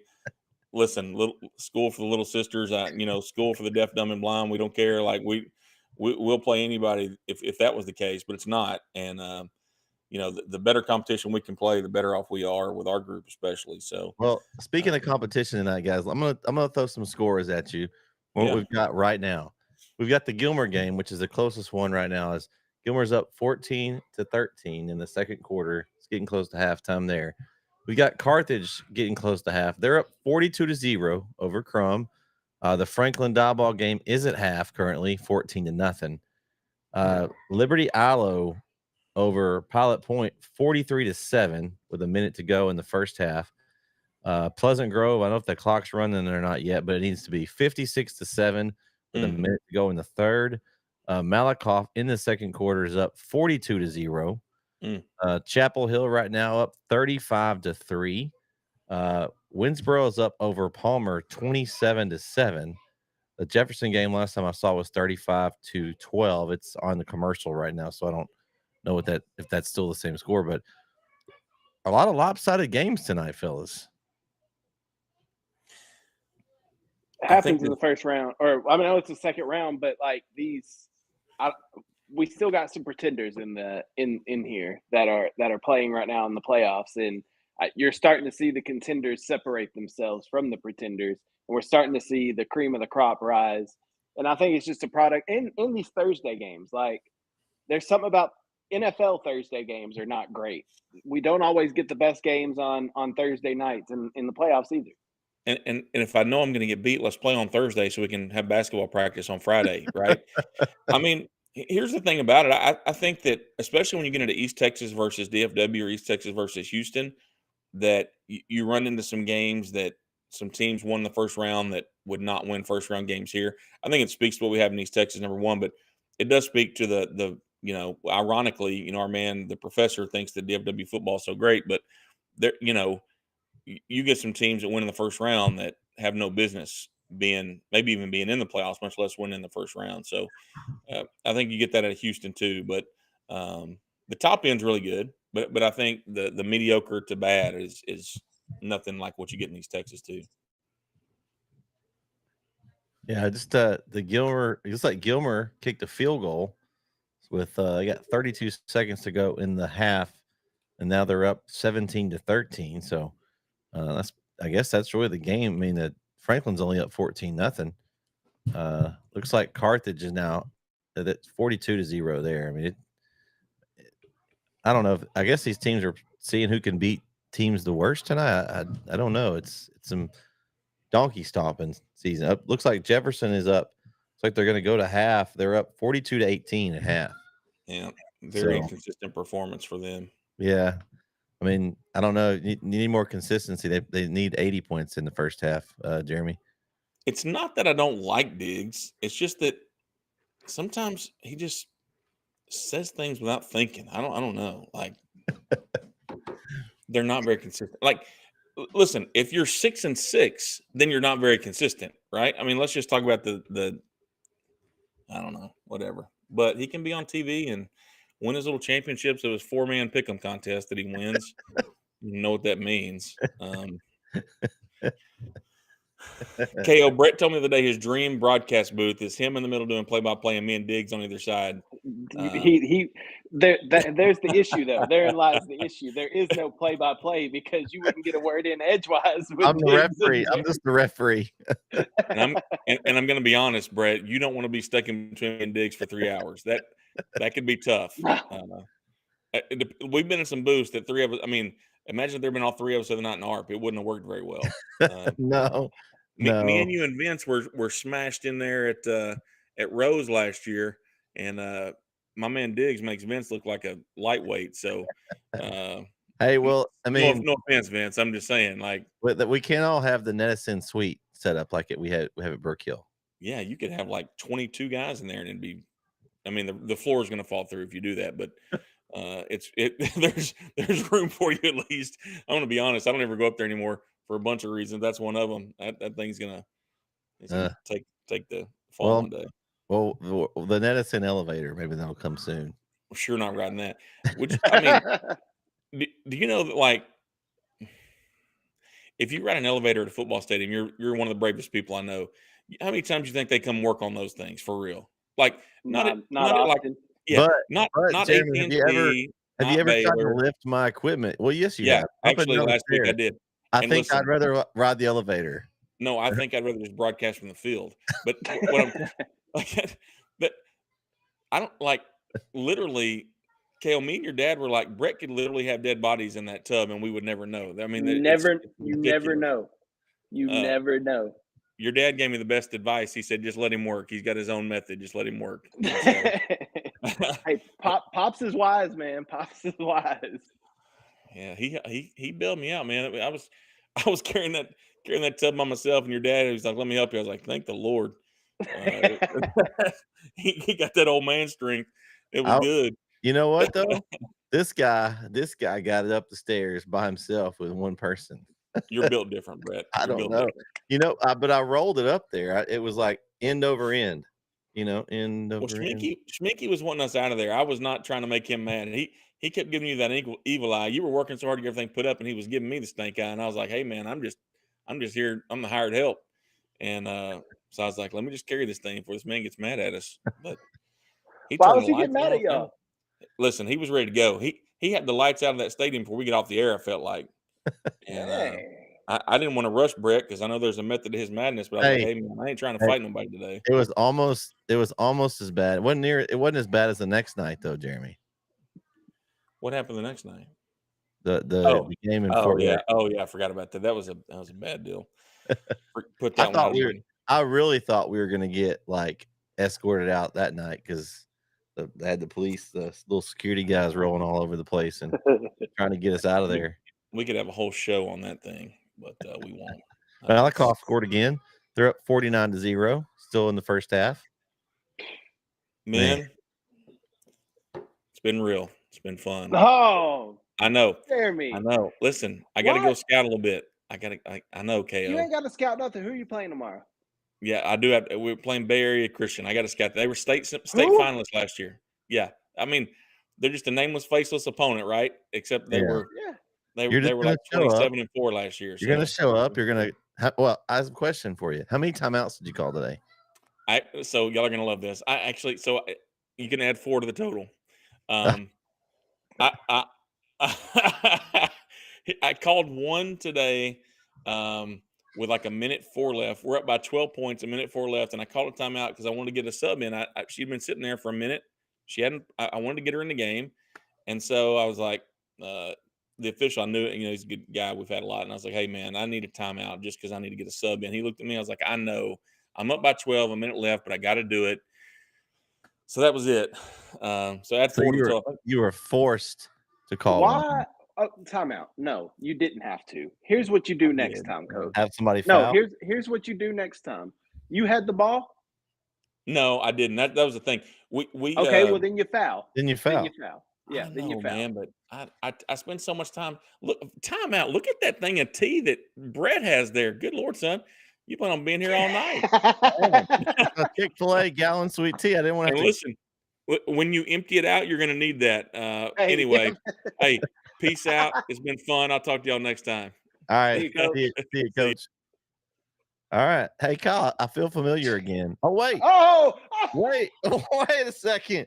Hold up. Is somebody here? Who's here? Wait, Kyle. He's here. The tribal chief.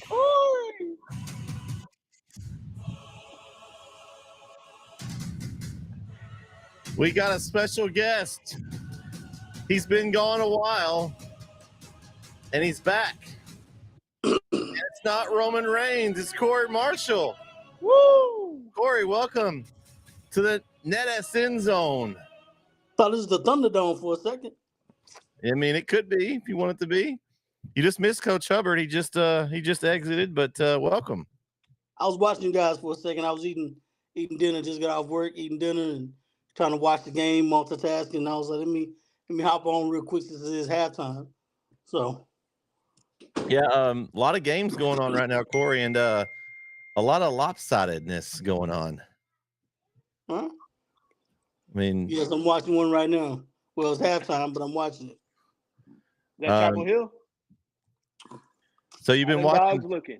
What do we think, Corey? I've had it on, but I'm not focused on it. So what have you seen so far out of the Chapel Hill Bulldogs tonight? I knew it wasn't going to be a good game for Worthing. I mean, Houston's not known for good football. Let's just be honest. But it's dominant. Chapel Hill's dominating the game. It's not going to be close. It's one more quarter. I give them a good push in the third quarter for Worthing. But Chapel Hill, if they can keep them from scoring, and if they score any more points in that third quarter, it's demoralized over for them. It's not ain't much left they got. How's Brisbane been used tonight? I know they said they were going to use them sparingly. How's it been used? He's used exactly how I thought he was going to be used. Not at the quarterback position, at the wide receiver position, kick return, and probably I hadn't seen him on defense yet, but I'm pretty sure he's on defense. Yeah, he had a really good kickoff return. I did see. I was watching. He got across midfield. I think he was tackled out around the 45-yard line on the other side. So good return there. A couple catches as receiver. So I like the way they're just kind of getting him back in and getting him used to playing. And then, as he gets a full week of practice next week, they'll definitely be ready to get him more involved next week. To be honest with you, I keep it the same. Like I'm not going to disrupt my flow I got right now. I got my quarterback, I'm a running back, and I tell him, listen, you're a senior. It's not about you, it's about the team. Like, dude, you're going to play wide receiver, you're going to play kick return, you're going to play special teams. That's it. I don't want to disrupt it. Now, of course, we'd have probably some packages where he's playing in the Wildcat, something like that, but you're not going to be the quarterback at this point. The quarterback is on the field right now. He's taking all the reps. He's taking 95% of the reps. And we're going to get you the ball in space as much as possible.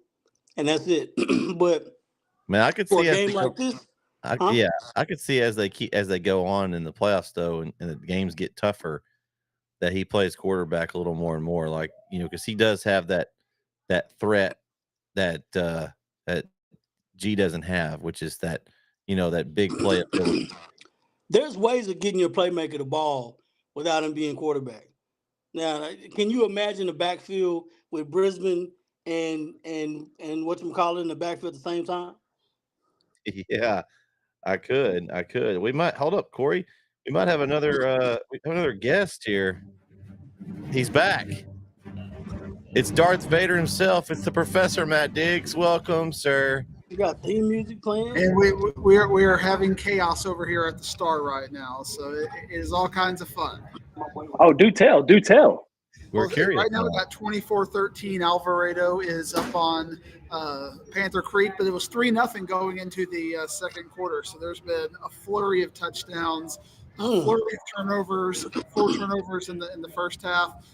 Both teams have narratives where they're kicking themselves in the foot, but looking at all the other scores area-wide and statewide, there are some pretty big upsets going on right now.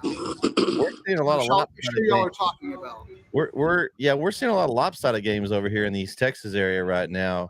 Matt, is everybody's taking care of okay, so what were you telling me? You were saying something about this Jefferson team. They were inconsistent. Very inconsistent. Right now they're being very consistent. They're on the cruise control 42-18 over Grandview right now over here after one half. Lots of time left in that game, so you got to play 2 halves, and we haven't seen them play 2 halves. If you see them play like they played against Mineola in the first half, that game could switch a little bit. But what about Sunnyvale and Gilmer? That's a pretty tight game right now. Yeah, Gilmer's up 17-13, and that was probably the tightest game.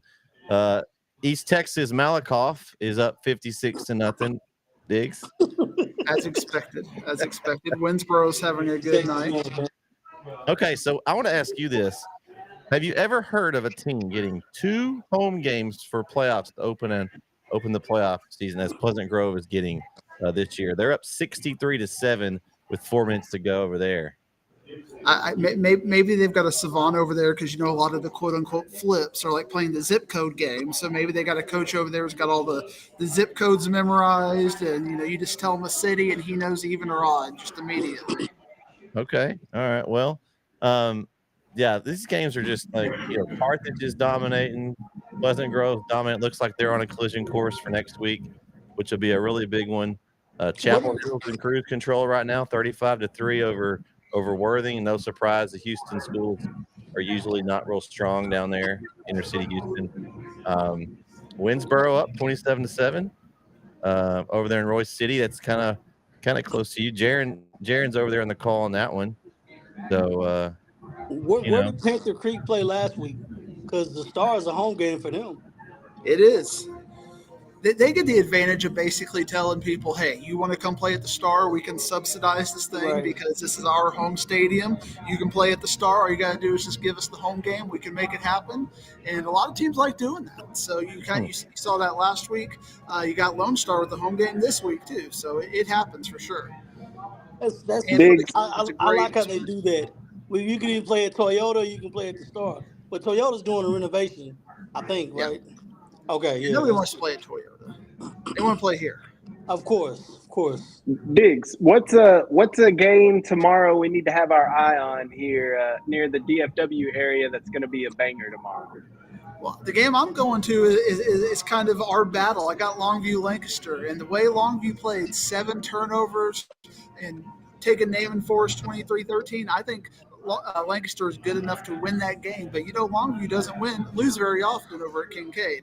But the last time they did lose was against a black and orange team that they were expected to beat. So you never know. Remember, our friends in Aledo took care of business out there last year.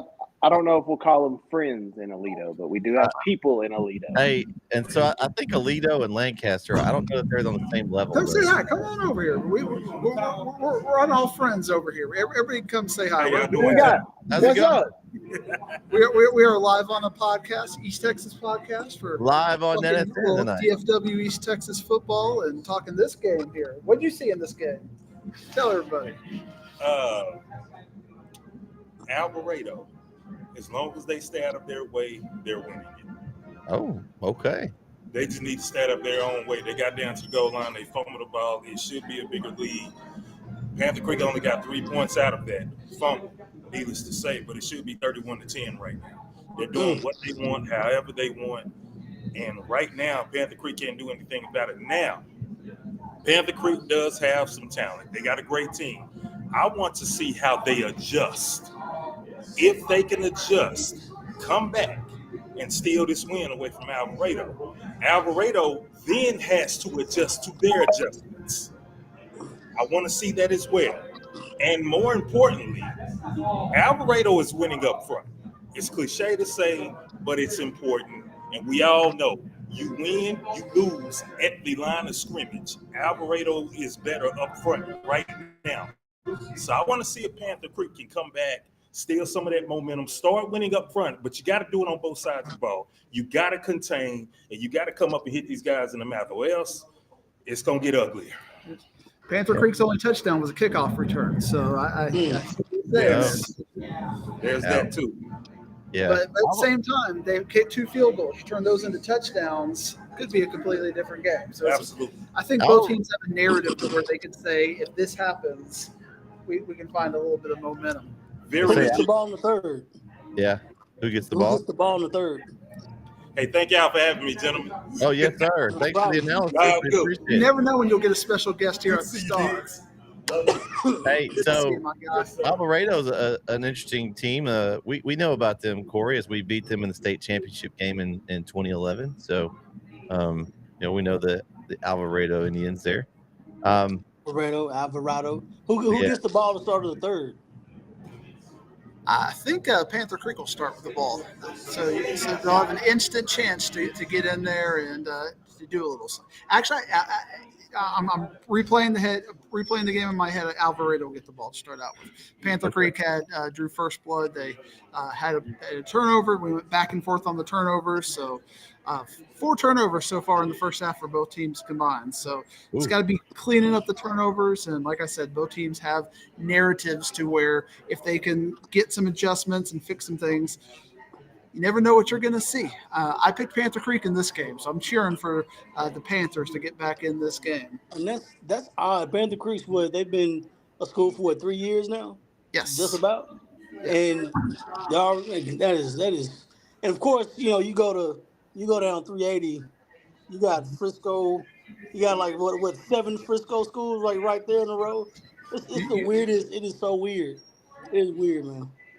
There's a lot of growth out here, but Panther Creek, they lost to Anna last year in the playoffs, and it was a Hail Mary that Anna propelled to then break your heart, Brett, in the finals. Hey, Corey's he's also a Chapel Hill guy. So Winsboro just had a huge touchdown. Noli Carroll, the quarterback for the Red Raiders, found the Mississippi State commit, Camden Capehart.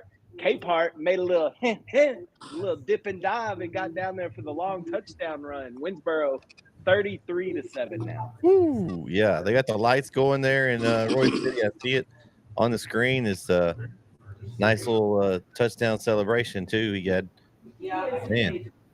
Who are they playing today? They're playing Palmer. Palmer, okay. Where's Palmer at, Matt? They're south over in the kind of I-45, kind of Ennis, Corsicana-ish area over there. I've never even heard of Palmer before this one. I've never heard of Palmer. I don't know. Palmer. Y'all might try to claim them in East Texas at some point. No. Price Carlisle and a couple others, Oh, Price Carlisle. Price Carlisle is ours. That's interesting. Price Carlisle is deep East Texas. I mean, if we're farther west than Price Carlisle, so if Price Carlisle's DFW, I guess Chapel Hill would just be DFW too. Because I'm just saying, you look at that road where that district that Price Carlisle is on. It comes over here with Itasca. No, they're not in that one. They're in that district. They're with Kearns and Cayuga. Kearns is the same area. Kearns and Itasca, it's same city. They're in the district next to them. That's the one they play in first round. That other district. So, yeah, Kearns is one that was a team we saw Carlisle play week 11, and I was impressed with Kearns. They've got some really good athletes over there in Kearns. They won week 1. I'm not surprised that they were able to get the win. They're a good little team. But we've got the first half stats up. Alvarado is winning 219-131, which is my cue to go back and cover a football game. So, all right. Well, thanks for joining us, Professor. As always, you're always welcome here on Netsn. And see you, Dig. Good luck to your Panther team. Maybe your pick will go your way. we'll see. I need one to go my way tonight, so we'll find out. All right, thanks, sir. Thanks, Professor, for joining us. Always an interesting having Matt on here. You never know. You never know where he's gonna. You don't know if he's gonna be a heel or babyface. Tonight he was babyface Diggs. You never know if he's gonna be heel or babyface. That's because Jeremy was already off the air. It may have been a different. He timed it. He timed it. He might have. He might have said, "Oh, okay, Jeremy's off. Let me get on now." Well, I heard Brett taking shots earlier. I was like, ooh. Well, here's the thing. This is what makes this 3 for 3. It makes it fun tonight. And I'm having a lot of fun so far. I mean, been just people coming in, bouncing in and out, and been a lot of fun. Gets everybody in when they're available. I think the famous Brandon Ogden may join us here in just a little bit whenever his game's at half. We'll have Jaron and Jeremy and their thoughts on the game over in Royce City. Looks like probably getting close to half over there. It's 34-7, Winsboro over Palmer. That just lets you know how good East Texas football is. Like that's a testament of East Texas football. Period. Like it's not the same anywhere else in the state of Texas. Even in the District of Doom, we just completely dominated that district last week completely. Lindale got a win, and Lindale, people not talking about it enough, made the playoffs. Let them know, Corey. Let them know. Hendo was up and had a district lead, and couldn't seal the deal. Yeah, Pine Tree was almost the same way. They couldn't make the playoff. Had Chapel Hill beat Pine Tree would be in the same situation like Hendo was. They had to win out and win. So that district was just, man, it was the SEC for at least 5 weeks. And so that's crazy. But shout out to Lindale for making the play. All you got to do is get in the tournament. All you want to do is get in the tournament. And things could happen. You get in the tournament, get you a gold ball. We got a successful season. Forget the record. Forget that. We 1-1, 2-0 in the playoffs. Get that. But big shout out to Lindale, though. Lindale. L-Dale is what I call it privately. L-Dale? Wait, what's the L stand for? Lindale. Lynn. Okay. Lynn. I was just checking. Lynn. You have the L. Don't be disrespectful, Brett. Don't be disrespectful. He's been on one. I heard him taking shots earlier. I'm like, boy, he is on one with the basketball one. I've said nothing negative about Chapel Hill. We got a Chapel Hill guy here celebrating Lindale, and you want to take a shot. I was asking. I thought Corey was taking a shot. That's why I was asking. Oh, no. The L-Dale. I mean, I was going to say. I was going to say Windale. Windale with a W for Windale. I would put those on the uniform. I would L''Dale. Like nobody's ever gonna think like what L-Dale. Like every team needs a nickname uniform. I mean, come on. That would be dope. Every team needs a nickname uniform. Man. Well, I look, for the longest time when I was in school, we weren't allowed to have black on our uniform. Like no black at all. Like it was blue and white. Those were our colors, blue and white. Now they're out here with gray uniforms, black uniforms, silver, black pants. Black. I don't know. I used to like the black Lindale basketball jerseys. They were really cool. When Lindale wore black, that was kind of cool. I like those. But they wear it all the time now. But back in my day, they didn't never wear them. You got 3 colors. I'm gonna tell you a funny story, right? So of course I went to Sam Houston State, and for the longest it's orange and white. And all of a sudden, this blue kind of sneaks in there, and it's a royal blue. And I'm like, what? The blue is there, but it just kind of, it's never there, but it's there, right?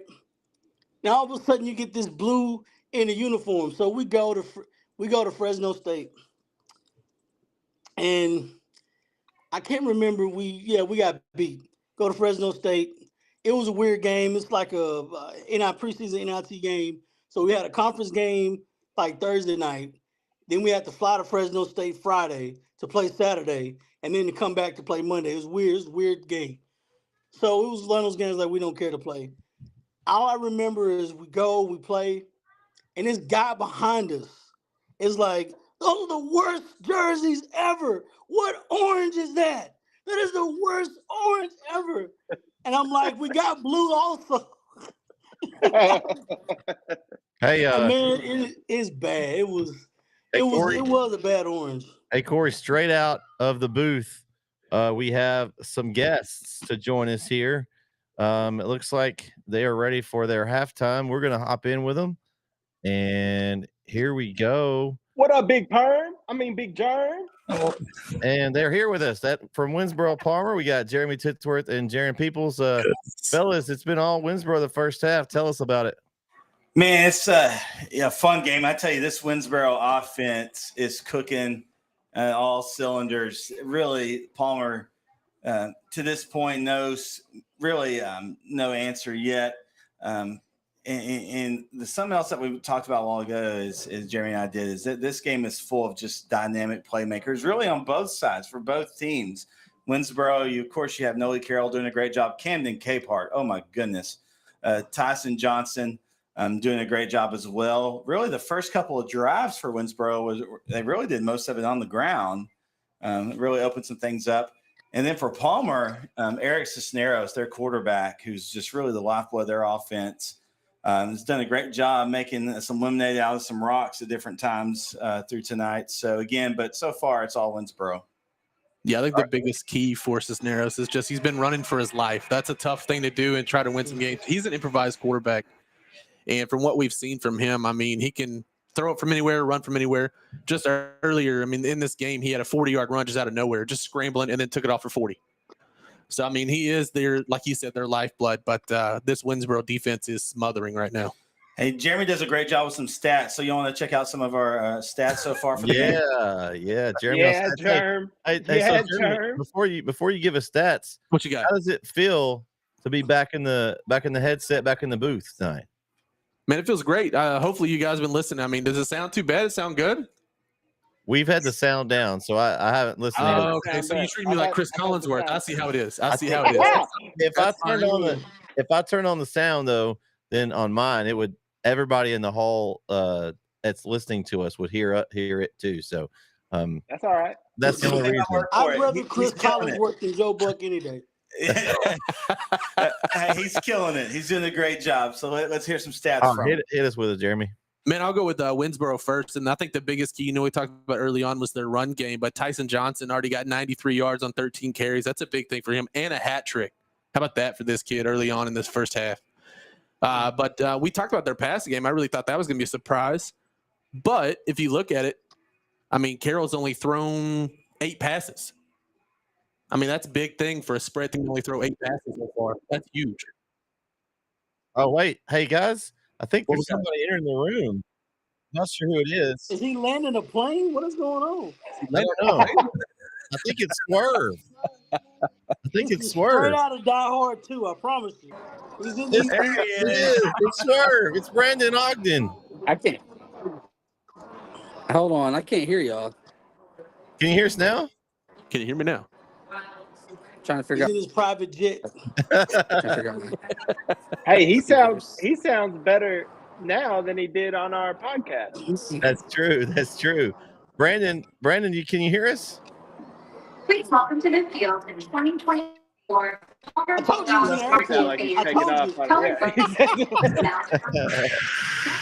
Brandon's up with the elite folk. He needs to come down to the commoners where we're at on the second floor. And yeah, he should just come in. Brandon, you come down there and jump in with Jaron and Jeremy. He's up there eating barbecue. That's what he's doing on that third floor. Right. We're doing the man's work down got here. barbecue back there. Barbecue. Man, he got soul mans. He got soul mans. He's got wings and you know he's got the lemon pepper wet wings. I saw those wings. In the first class. He's flying in the first class up there. Brandon, can you hear us? Even in my headphones, I can barely hear y'all. Can you hear me? We can. Can you hear me? I can hear you. Let me turn you up. Try now. I think he froze. Nope. Can you hear me? Yeah, there we go. There we go, Brandon. All right, we got some of Jeremy and Jason's thoughts. What are you thinking first half over there in Roy City? Tyson Johnson, Nolie Carroll, Camden Capehart, they're all really good. Winsboro, they move fast and they can score a lot. This is a really good team. Palmer's not bad. The Cisneros brothers are that's all. I mean, but that's all they got. They touch the ball every time, and the quarterback he's pretty good, but it's just he can only do so much. And Winsboro's scoring every time they get it. Camden Capehart is super fast. The reason he won the 100 as a sophomore going to Mississippi State. He's got 2 long touchdowns tonight, and Tyson Johnson 3 touchdowns. Winsboro's really good. I tell you, the defense for Winsboro has really been on it tonight, and the up front, especially the second quarter, the defensive front for Winsboro really did a great job. But that defensive backfield for Winsboro has had a good night as well. What do you think, Brandon? Yeah, that's the hard part because their quarterback's really good.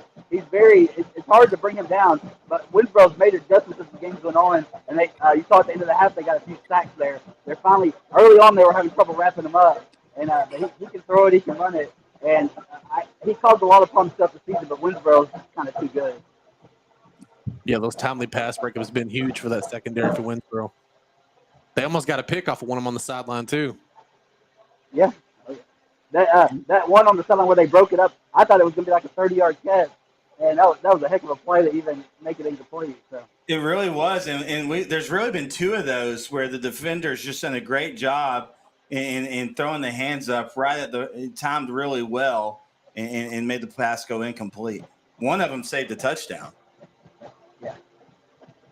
Palmer could have a couple touchdowns here. They got the one, but Winsboro scores every time they get it. So it's hard to catch up when you can't stop the other team.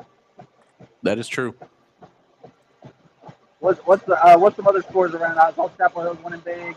I saw Gilmer came back. Anything else interesting I need to know? So here's what we got. Gilmer and Sunnyvale is the closest game we've got going on right now. It's 17-13 Gilmer. They just started the third quarter. Carthage, I believe, is up. Maybe it's either 42 or 49 at halftime. I don't know. Yeah, 42 was last I heard on that one. Yeah. And then we got Franklin up over Diboll 28-14. It's in the middle of the third quarter. Liberty Allo, they just started the second half there in Rose Stadium. There, it's 43-7 Liberty Allo. Malachi is up 56-0 at half over Maypearl. Chapel Hill in the third quarter is up 35-3 over Worthing. And then Jefferson is up over Grandview 42-18. That just started the second half as well. Pleasant Grove. That's a shocker. Yeah, Pleasant Grove has already finished knocking off Farmersville. They won 56-7.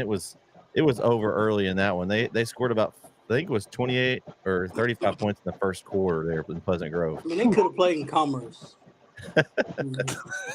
They could have played it. They could have played in Commerce. I mean, you were saying that Malakoff score. If both of these teams win next week, Winsboro and Malakoff, we could be on a collision course for a rematch, and that would be a fun one. We may all have to make a trip to that one again. Man, guys, this 3A Division I Region 2, I mean, it's going to go to some blows. I mean, you've got some dynamic teams between Liberty, Allo, Jefferson, Winsboro, and Malakoff. I mean, oh yeah, that's all. Yeah, next week you're gonna have all 4 of them. Yeah. Yeah. So if it continues like with next week will be Malakoff Jefferson. Next week's gonna be a banger. Ooh. Yeah, and I don't know. I mean, I may be going on the maybe Allo Winsboro will be solid too. I think Region 2 is probably the best region in 3A Division 1. Yeah, definitely. Yeah, in Division 1, well, Region 3 is pretty good too because you got Westwood, Columbus, Hitchcock, and Franklin. Yeah, that's true. It's going to be a Region 2 versus Region 3 title game. Whoever comes out. Yeah. And Westwood, they play Columbus tomorrow night, and that's going to be that's a game. That's a game. And it sounds like Rigdon will be a full go. So what are some games that you guys are really excited about for tomorrow night? Well, I'm going to Van and Bell Alsea, so I guess I'll be excited about that. I don't know what to expect, but I'm going there. I'm trying to think what else we got. I mean, we got Longview, Lancaster. Luskin and is it A&M Consolidated? Yeah, we That's found out Diggs is going to that Lancaster Longview game. He jumped on earlier, and that's where Yeah, he's that's gonna going. be good. And then and then like, the Luskin game is gonna be fun. I'm trying to think. I know there's a couple others that really stand So out to me. If I can't Wascom and Garrison, Yeah, Washington Garrison. Yeah. Jaron and Kyle will both be at that one covering that game. In Okay. Carthage Okay. tomorrow night. So I'll be over in Bullard for Joaquin and Cooper. I think that could be a really good game. Two teams that are pretty similar as far as they both like to pound the rock. Joaquin's gonna pull the upset. You heard it here first. Hey, I wouldn't be surprised. I wouldn't even call it an upset, honestly. Joaquin, man, they were Well, good last week. Well, I mean, even they have KO Cooper said, favored by a lot. So. and I'll give KO a shout out on Red Zone. He was talking about how Joaquin's not your typical 4 seed, right? Like, and so with that district that they come from, they're not your typical 4 seed. Now, I come from the area around Cooper. I'm a Northeast Texas boy, so I know Cooper's got some sauce to him, but I think Joaquin's just they're hitting it at the right time, and they run kind of that flex bone offense. It's real similar to Wascom and Tatum and those guys, and if you run that well, it's hard to stop. Yeah, you just have to stay ahead of the sticks, and you can't. What happened with Centerville last week? Joaquin was ahead. They got ahead in the second half. Centerville to do some things they didn't want to do, and that's what you have to do against a team like that. If you let them control the clock and stay ahead, they're tough to beat. But if they have to throw the ball, which is something they don't want to line up and do, then that's where you can get a team like that. Awesome. Well, hey, I'm a bounce. I gotta add up some stats, and the band's cranking up again. So just thought I'd hop on real quick and have a good rest of the second half of all these games. All right, Brandon. Thanks for hopping in with us. We appreciate you joining us, and always welcome Brandon to the show. Who needs a little crowd noise when you just call Brandon, right? Yeah, that's right. That's right. He's got the most crowd noise there. It's funny because Brandon's always the one on the show. He just got a mic on our doing our wrestling show, but he'd be talking. He had the greatest thing going. He would be talking, and they would cut out. We'd lose half of it like in the middle when he was talking. So, honestly, Like, I'm sure it was great, Brandon. I'm sure it was great. Hey, and this is all new. Like, we've just started doing this, and hopefully everyone out there that's listening tonight is enjoying it. I know Mike Garland has reached out and said he said this is solid stuff, and he's out there listening to us. We appreciate the information and feedback, but I'm enjoying being able to do this, especially being able to reach out to when we're all at different games. This is a different deal for me tonight. Kind of back at the command center here doing this, but I'm really have enjoyed this, and it's a great way to kind of get everyone that maybe they don't want to pay for an FHS, or they just want to kind of listen to people talk about the games and get our thoughts. And it's been a lot of fun. I think we've had you four, we've had Coach Hubbard, we've had Diggs, we've had Brandon Ogden, we've had Larry, we've had Keith. I think we've had like up to like 7 or 8. We need to get a coach. That's we a need lot to get a coach of on here. Yeah, hey, there Call, you go. Call Reardon. Call Reardon on the way home from their game and see if Reardon will hop on. But hey guys, we're gonna go ahead and come back here, talk a little bit about the second half between Jeremy and I. But it's great catching up with you guys, and we're gonna get back to Roy's City here. All right, maybe we can catch y'all at the end of the game for a quick wrap up. All right. You got it. We'll see you guys. All right, thanks for joining us. And that's gonna we'll get them back to their game. Thanks to Jaron and Jeremy for joining us. And how the Dogs doing? It's still 35-3. Looks like Worthing looks like they just scored. So make that 35-9, pending the point after here on my stream. But yeah, this has been. I mean, we've had 9 or 10 people on tonight. It's been good tonight. This is a lot of fun here. Corey, you're quiet down there. You must be tuned into the game. Or he's muted too. I got my eye on this Sunnyvale Gilmer game, Brett. It's 20-17 Sunnyvale right now. It is. I may have to move that to you might want to move that to the main screen. Yeah. Jefferson scored again a while ago. They've got 49-18 now. Yeah. Who? Listen, I know what Brandon was saying about Malakoff Jefferson being a good one next week. I'm gonna be completely honest with you, Brett. From what I've seen from Jefferson and what I've seen of Malakoff, I don't know if that one's gonna be too close next week, Bubba. So I'm not trying to hop think- on the Diggs hate bandwagon. I'm just saying. Which one is which one's closer, Winsboro LE or Malakoff Jefferson? You think the LE Winsboro game closer? Yeah, I think Winsboro beats LE, but I think it's close. But I mean, I don't. I think Malakoff handles Jefferson probably by a couple 3 touchdowns. So just kind of going over, you have that game. It is 20-17, like you said, for Sunnyvale up. You've got Carthage now up 49-0. Liberty Ilo scored again. They're up 50-7. And it's been a good night for the Texarkana area teams as Liberty Ilo and Pleasant Grove taking care of business. I know we talked about it earlier in the year when we first started doing the shows, but Liberty Ilo dropping down classification really helped them out a lot, and I think they can now. Unfortunately, they have to face Winsboro in the 3rd round, which is one of the better teams in the state. But I think that's going to be a quality matchup. Then, if you get past Winsboro, waiting on the other side is probably the defending state champs. So I say dropping down made it easier, but then you mentioned that it seems like it got a little tougher. Yeah, it really did. I mean, here's the thing, guys. I mean, you've got all these games, and there is going to be some really. I mean, I think you have those districts that we talked about that may not be as strong. So some teams get a win in round 1, even though they may not be very good. They get a win. Then they meet somebody in round 2, and they usually get taken care of. These round 3 games, man, there's not going to be many weak teams left in round 3. If you win 2 games in the playoffs, you've got to be pretty good. It's hard to get 2 easy draws. You might get one of those, but yeah, probably not the second one. Mike Garland says, y'all doing this tomorrow night? Well, Mike, I won't be. We'll probably have popping in and out of our own streams. We'll probably do this on our games. We'll have all 3 or, well, I guess 4 games counting the Shelbyville and Beckville game that Larry and the counselor and Wallington will be doing. Unless somebody wants to volunteer and host from their house, I don't know what we'll have to do. But this has been fun tonight.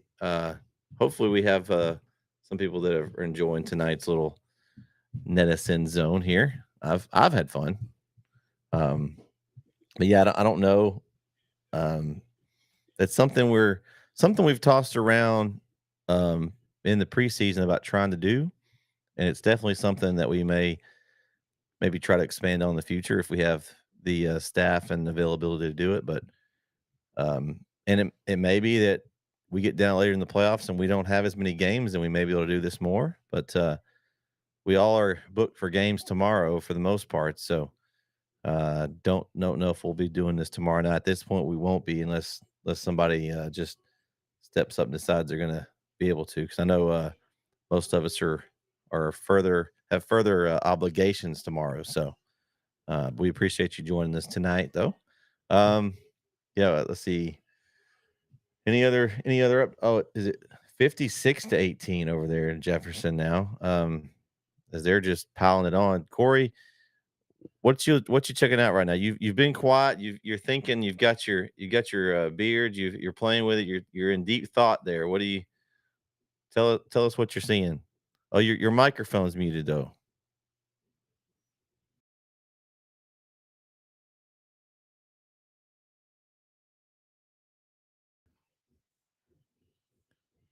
Maybe he. Okay, cool. I think maybe you need to come back in. Oh, say something. Corey, can you hear us? Yeah, let's. Okay, so I'm gonna disconnect you. Get back in. Refresh. We're gonna see his microphone. I think went to sleep. I was wondering why he was so quiet down there, Kyle. I know. I was thinking the same thing. I was like, man, he is really into whatever he's watching. Like, what? I'm over here working, so I know that's why I'm quiet. But I didn't know what he was doing. Yeah, here we go. I think we've There he now is. now we've got his sound back. Now we can hear what Corey. We want to know what you're in deep thought there, Corey. We want to know, what that thought is because you got something on your mind. I can tell you're thinking over there. Literally, I've been talking for like 10 minutes, and I'm one of y'all couldn't hear anything I was saying. No, we didn't have any idea. We thought me and Kyle were like, man, Corey's awful quiet. I mean, we kind of thinking it, but no. What are you thinking over there, Corey? Talk to us. No, I was watching the Worthing Chapel Hill Worthing game, and like I said, it's Worthing scored on their first possession in Chapel Hill. Malik G, fumbled the football. Worthing's trying to play hard, which is, it's just, it happens. But I mean, this is what I've always, wanted to do about the program and everything else. Not the program, but just talk in general about, what they do and how how the team does things. You third quarter, man, you got to come out and secure the game. Like I said before, you got to win in third quarter. So there's no point in you trying to play and not win. You got to win the third quarter. That's important. So, question, Corey. He fumbles here. I mean, do you dare? No. Make the change at some? I mean, what if he comes back out, they score, he fumbles again? It's more to it than just happen. It's more to it. I know. From a coach. Yeah. I'm just saying, if you're trying to run the clock down and if you're doing your read option, who would you rather read? The ball doesn't come out his hand. The ball does not come out his hand. He's gonna finish the game whether it's good or bad. That's the whole thing. Going down with the ship. You started the game, you're gonna finish the game. Whether good or bad. Results, because that's the part of the game. You got to. Almost a pass downfield. Good defense there by the way. But I've been more impressed with Chapel Hill's defense this year, and it doesn't get talked about enough. Their defense is a lot better consistently this year than it was in years past, and that's the hurtful part about it because you miss two All-State football players throughout the season, and that's the bulk of your offense. But your defense is trying to recover because your offense didn't sustain a long enough drive, so your defense is a little tired. But the defense has been pretty consistent throughout the year, and that's the bright spot. And they're young, not old defense. They're young defense. Secondary is young, linebackers are young, defensive line is really good. So I mean, there's a lot of learning that they could learn from this. But at the same time, I think this is a good pick. I think this is a good opportunity for this team to really shine. Like I said, if I'm Coach Reardon, anything at this point is a win-win. I'm happy with whatever result this team does. But the goal right now, to me, the goal of mine is to get to 10 wins. That's the goal. If I'm Coach Reardon and I'm this team, my goal is to get you guys to 10 wins. Yeah. And I get 10 wins, we accomplish a lot. Adversity set in with this team early on throughout the year. And to me, this is the only thing that this program really hadn't had in its 4 or 5 years was a little adversity. Everything's been perfect. You hadn't had significant injuries to your star players. Guys came out and then boom, your senior season, you got some adversity come in, and all of a sudden you got some guys that had to play, which is perfect. I hate to say it's perfect, but it is. But that happens. But at the same time, if you're Coach Reardon, man, as I'm not a coach, but coming from a coaching headset, a coaching mind frame, you get excited about stuff like this because it's not the same routine. In the past, all you've done was replace guys, and and keep going forward. Hey, we're trying to win a state championship, and you haven't done a lot of teaching and coaching. I'm not saying that you don't, but it's not a lot of teaching and coaching at that point. There's you replace guys and redo mindset over and over and over again. Hey, we got to win. We got to win. Now it's like, okay, now I've got to go in and I've got to really coach you guys up. And that's the fun part. I get a chance to coach you guys up more and more and more and renew mindsets. Well, that's perfect. There there goes your defense, Corey. Yeah. Interception there by the Chapel Hill defense. So I mean that's a good thing. Like I said, that's a good thing for the defense, and the secondary has played well. Defensive line has played well. They haven't given up big plays, big run plays, big. So I mean it's a win-win for them if they could do that. And the 3 losses that they've had was against 3 top 10 teams. I mean I live with that any day. Mm-hmm. And they shouldn't have lost against Pine Tree, but it happens. But if I'm only having 2 losses, not taking the Pine Tree as a loss, you're taking the 2 losses I have was against Carthage and Kilgore. Man, I'll take them 2 any day. But I mean, this is a game where Chapel Hill, they got to get this win. It's a Thursday night game, and they get a Friday off. Now the coaches can go and scout as if they need to scout more, should I say? But they'll go and scout, and then they'll have a Saturday off, so to speak. You know what I mean? Last time you get a Saturday off as a coach, right? Yeah. You normally don't Especially want in the playoffs. You normally don't want those, but they could get one since they get to go scout a little early. Right. You'll go home and you'll scout Friday and get a Saturday off and spend some time with your family, watch some Colorado Buffs take on Kansas Sco Buffs. All right, let's see. I'm going to take a break myself. I'm going to let you guys take over for a few minutes, and I'm going to be back. It might be kind of quiet, Corey. I'm over here typing. Yeah, I'm saying. I was like, I'm in the zone myself. That's all right. If something pops up that you want to talk about, you just let me know, Corey. I'm here. I have this theory, right? Oh no. It was not that much of a theory. So how dangerous do you think the Eagles are? I know you're Eagles fan, but let's be realistic. How dangerous? You talking about my Eagles? Philadelphia Eagles? Yes.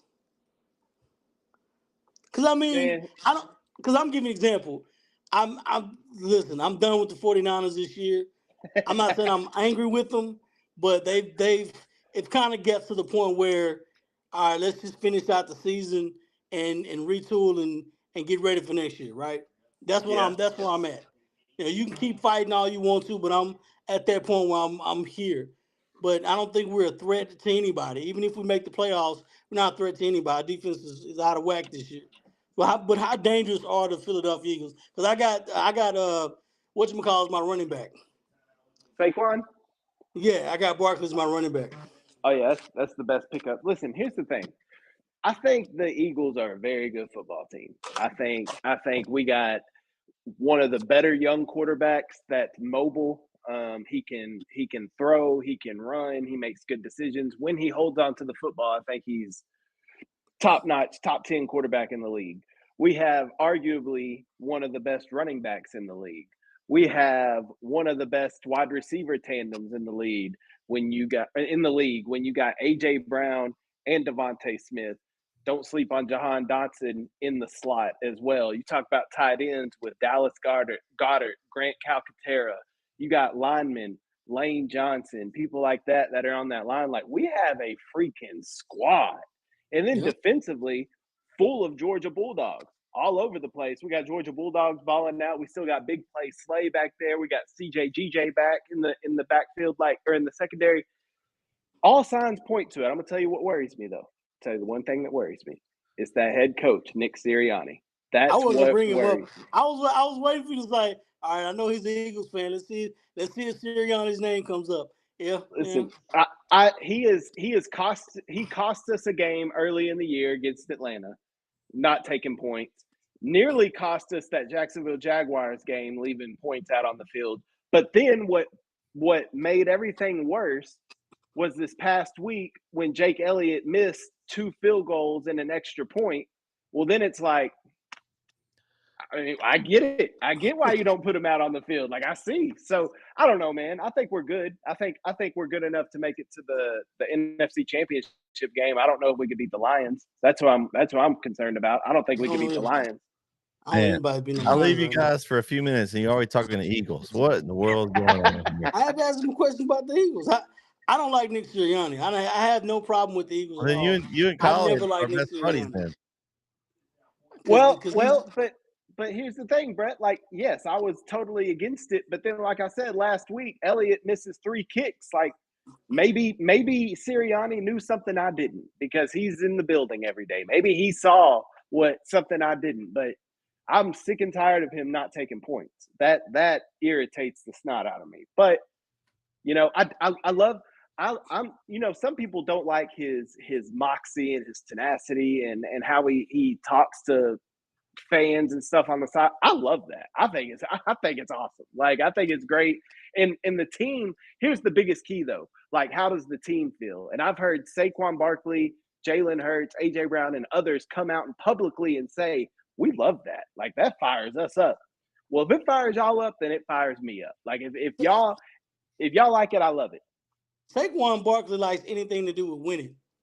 And as long as they're winning, he hasn't done it in New York. He hasn't done it in New York. And this boy, I have to get this off my chest. I think about it today. You know how dumb you have to be as a GM to not sign Saquon Barkley? I still can't understand how you sign Daniel Jones and you don't re-sign Saquon Barkley. Like, if I had to, there's no place on earth I can imagine another team making that decision and not signing the running back. I can't imagine that. And now they're gonna try to get rid of him, and now they're gonna go after a quarterback.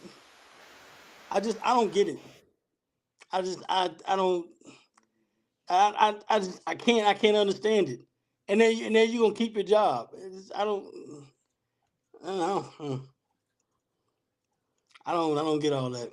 Well, we still got a 20-17 game over here, Corey, for the Sunnyvale and Gilmer game. That's the one game tonight that's still kind of up for grabs. You've got most of these games are pretty much decided. Franklin up 28-14 on Diboll, but there's only about 2 minutes to go in that game, so that one's pretty much over. I mean, it's been a night of the lopsided scores. It really has. Chapel Hill just scored a few minutes ago. They're now up 42-10. That was, I mean, one more. Worthing's got to get if they don't score this drive and Chapel Hill gets the ball and they score, it's a wrap. Oh, onside kick. Wow, that was interesting.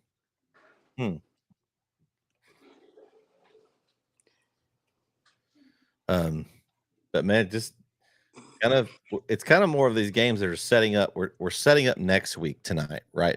You've got Winsboro, Liberty ILO, Malakoff, Jefferson, all making statements, and they're going to meet next week. That's going to be a semifinals that don't want to miss those. Of course, Carthage and Pleasant Grove also on a collision course. Carthage is up 55-13. Looks like they got a point after to go up 56-13. And them in Pleasant Grove are on a collision course. We talked about earlier, you could have if Pine Tree is able to win tomorrow night, you'd have a rematch of a great game earlier in the season between Pine Tree and Chapel Hill.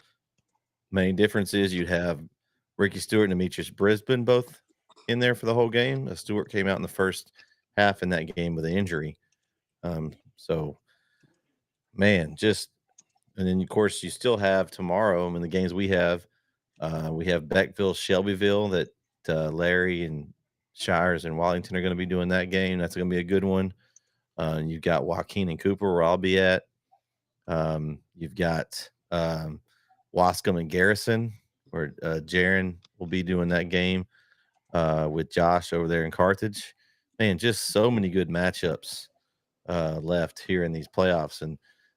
And we talked about if you play after Thanksgiving, you're a good team, right? Because you've made it to that that after Thanksgiving game, that means you've had a good season. So looks like we lost Corey. I'm So still here, it's Brett. me and I'm just me and over Kyle's here. cat on the air there. I think Oh, was Nala over here? I think she just crossed over into the past the screen. But yeah, we're just telling Corey, just basically this week's been setting up for next week's games, really. Yeah. The way things are going tonight. Looks like almost the end of the third. Sunnydale is back in their own end zone, throwing a pass. Ooh, incomplete. But Gilmer's got them pinned back deep. So an important possession for both teams. I want to say they're at the 1 yard line, and they took a pass. That was pretty risky there. Oh, looks like Larry's back. Larry, what do you think about all these blowouts tonight? Oh, there are some. It's been kind of crazy. I've been kind of just keeping up with the Buckeyes and Sunnyvale here. Yeah, that's kind of crazy really the that best they're just game. kind of getting away in the second half. Yeah, that's the best game of the whole bunch. Is that one? That's the only one that's really close right now. Yeah, and Gilmer with a nice punt all the way down to the 1 yard line, so that'd be pretty good. But yeah, I'm kind of surprised that there's so many blowouts here in the second round. But football, it's kind of crazy. That's the way it goes, I guess. Yeah. Well, and we were talking about it. It's more of a setup for next round 3. You've got Liberty Islo, Jefferson, Malakoff, and Winsboro all kind of making statements tonight, and those 4 will line up in the semifinals of the region next week. So that's going to be an intense bracket. And then you've got Carthage and also Pleasant Grove lining up next week, which would be a good game. Carthage is winning 56-3.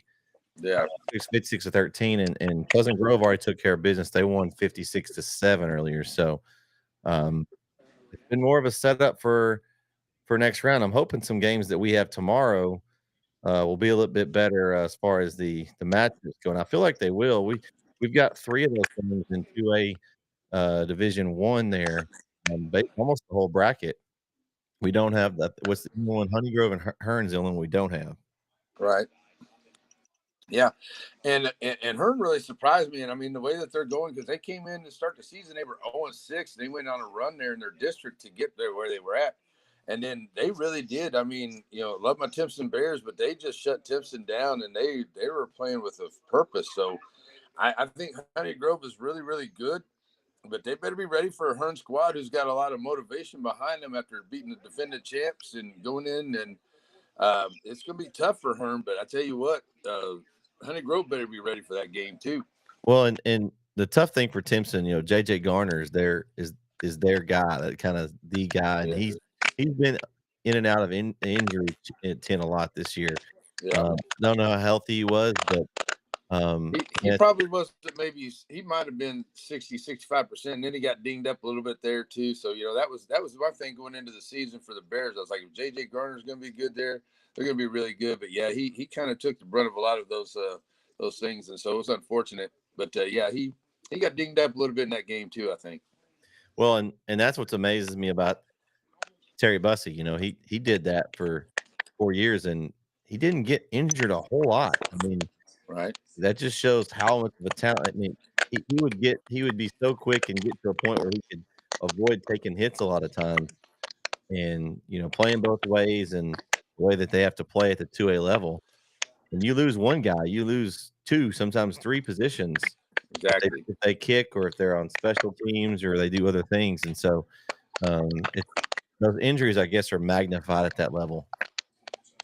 Yeah, definitely, because you can like Shelbyville has a great guy to be a great quarterback. He's a backup quarterback. He's a sophomore, and he'd be big as a Mike linebacker. He's a big presence in there, but he's out with an ankle injury. We're probably won't get him back this year. But yeah, you can step him back in there. You take a couple of guys that are filling in there that have to fill that one guy's spot, and then it's just a big spot for those guys because they play both sides. Like I said, both sides of the ball, 75% of them. And man, you lose those guys, especially you lose one of your offensive or defensive linemen like that, it could really hurt your team. Yeah, most definitely. He's an offensive lineman. Do what now? So you were an offensive lineman, weren't you? I was up to my junior year. I played left guard. There you go. That's what I'm talking I was about. faster than the running backs, though. That was the problem. Right. Only time I ever got to play running back was in Little League. And I was one of the bigger kids in Little League, so I got to play running back a little bit, and that was about it for me. And then you're a lineman from now on. So, okay. That's all good. All right. Yeah, that's all right. I can handle it. So, yeah. Hey, But, have y'all seen this NFL game? It is a winter wonderland in Cleveland right now. Oh, no. No, I forgot it was even on, actually. It is awesome. Let me see. Hold on. Let's see if you can see the. Yeah, look at that. Oh, that's so fun. Yeah. Wait till they show the whole field from the. There we go. Here we go. Now it is a winter wonderland in Cleveland. Man. Wow. I ain't played in football like that in Kansas years. Look at that. That's great. Nuts. That's great. That is awesome. Hopefully, we don't get in trouble for showing NFL game on online. Yeah, you shouldn't. It'll be all right. They'll live through it. Hey, listen? What happens? Is Gilmer about to get upset by Sunnyvale? I mean, last year they won with 7 seconds left. They had to kick a field goal to win that game last year. So, well, it looks like I don't know. Sunnyvale's lined up to punt from their own 45-yard line right here. They're up by 3. NFH pisses me off with this. Sorry. Sorry. They got those. They got those. Every time I switch a game, I got to watch the ad again. I understand, but I'm like, come on, man. That's why I have 4 Oh, monitors. good coverage. Yeah, they got them inside the 5. So Gilmer's that's tough. At their 4-yard line, I think, 1st and 10. So, well, the way my pick'em's been going, I picked Gilmer, so they probably will lose. Oh no, that's what it is, man. Oh. Well, Kyle is. I did talk to Jaron. He did pick those, so he was just 2 for 8. And I was reminding me because Larry was also 2 for 8. Yeah, 2 and 8. Yeah. Hey man, it's been some rough pick'ems too, because I go to some games and they sit there and they watch you guys about the pick'ems and stuff like that. And I'm like, dude, I wasn't on the show, man, because my pick'ems are bad, so you don't even want to listen to me. Well, Kyle and I have ran off a bunch of people. I think our picks percentage is intimidating them off the show. I don't know what it is. Oh, that what it is. I think Jaron did so bad because he wasn't able to listen to Kyle and I's knowledge on the show, and since he left before we talked about the picks, that's why he didn't do as well. I think that's just what I think. Yeah, he didn't listen to it all the way through. And I have found too that here lately I've kind of quit listening to. I like Matthew Berry and all those guys on the NFL stuff. Kind of quit listening to those guys because sometimes I'm listening to them and I'm like they don't win nothing for me, man. I got on my own stuff sometimes to get it work my DraftKings that way. Now. Let's see. Oh, yeah. 940. Well, how big of a win would it be for Sunnyvale? Because Sunnyvale, they were what, the 4 seed? If I remember right. So they're in the whose district are they in? I'm trying to think. Can't remember. They were district champs. They were in the district with Canton. Oh, were they district champs? Okay. And Quinlan Ford, Wills Point, all them. Canton's district. Okay. All right. Okay. I kind of that Canton's off kind of by themselves there, and they get grouped in. That's a DFW district. Yeah. Kind of like Sulphur Springs. They're kind of in 4A Division 1. They're kind of by themselves in that one too. Looks like Gilmer's. I don't think Gilmer's gonna lose. They're moving I the don't think ball Gilmer's now. gonna lose. They're up to the 18 or 19 now, so they've gotten out of the bad area you don't want to be in as you're into your own end zone there. So that's we got a final got a final from Franklin, or the Franklin game. They won 31-14. So that game is over there. we can take that one off. Let's see. Liberty Aloes 57-7. Chapel Hill up 42-17. Malakoff now up 69-7 in the fourth quarter. Whew. Winsboro and Palmer 41-7. And Jefferson still 56-18. That's kind of, they've been on cruise control over there. They're probably trying to rest some guys there.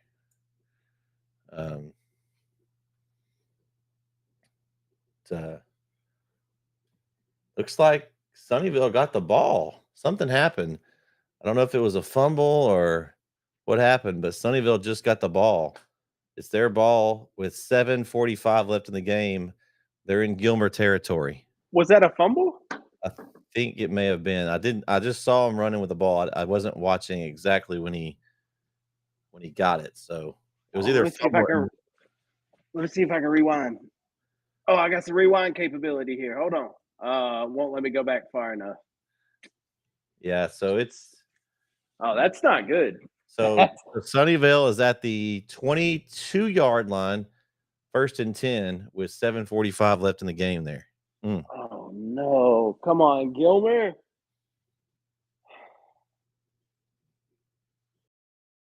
Okay, little. Okay, Just all right. QB is going to keep it. That's not bad. Hey, hold them to 3. You could still score a touchdown and kick the extra point and win the ball game. Yeah. So we're still good. We're still good. Very true. I like the strategy. Well, it starts with stopping them though, and that's it.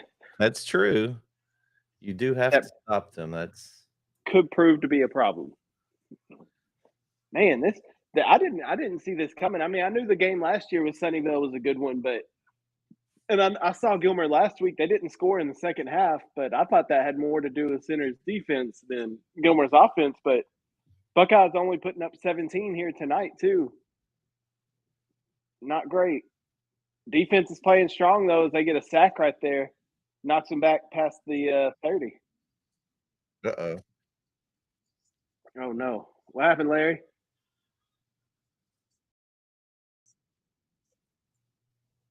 What's going on? Oh, there you are, Larry. You're back.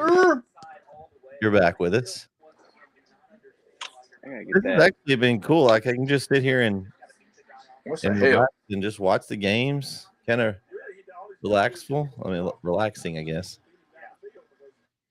Well, my computer batteries are dying, so I have my games over there now that I'm trying to watch the Gilmer one. It's 3rd down though for Sunnyvale. There you go, back to pass and call. He's short though. Down though.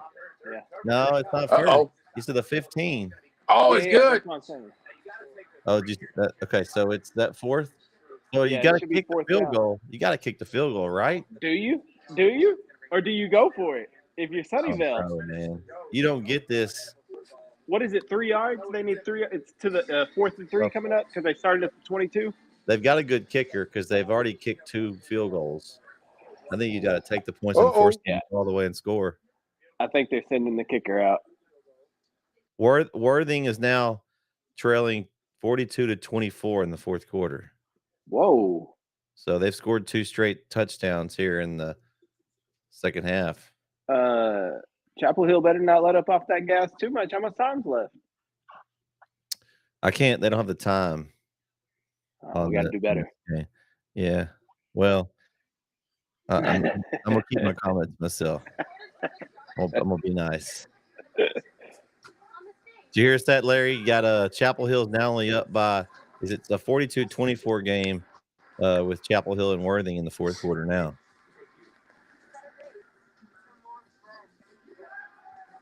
Oh no! So there's 5:28 left in that when this field goal is going to be attempted. It looks more like 3 yards, Kyle, from looking at the sticks. Yeah, that's what I was saying. 4th and 3. Yeah, because they started at the 22, so the first down's got to be at the 12. No. Yeah, that's.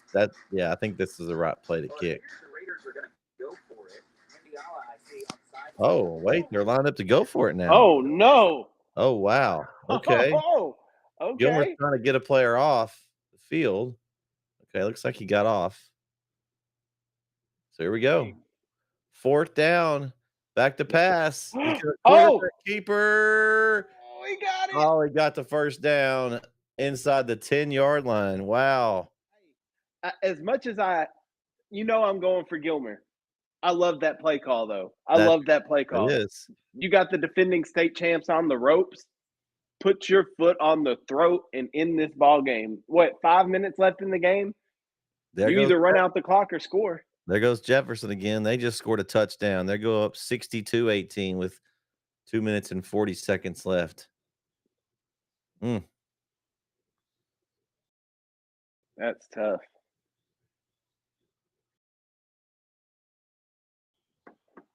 All right, here we go. It's 1st and goal for Sunnyvale. It's gonna be a run up the middle. Oh, we got a flag. Oh, that's gonna be a holding, I bet. I mean, there's still plenty of time in this game where Gilmer could make another stop here, but you're running out of time quickly. Yeah, if this is holding, this is a huge penalty. It's gonna back them up 10. It's gonna put them 1st and goal from close to the 20. Yeah, you can hear it now. All right. You probably heard they called that on. Hear some of my curse words a while ago. No, we didn't hear him. That on Gilmer, Brett. Oh, they did. Oh, they did. Yeah. Wow. I wonder what would that been? Maybe a face mask or something in there. I don't know. So That's Gilmer holding on the defender. How about that 4th down play? Yeah, that was gutsy. And it was. That was a gutsy play. 1st and goal now from inside the. Oh, he's gonna keep it again. Down Sunnyvale. Oh man, that's gonna. Well, that won't do it completely, but that's tough.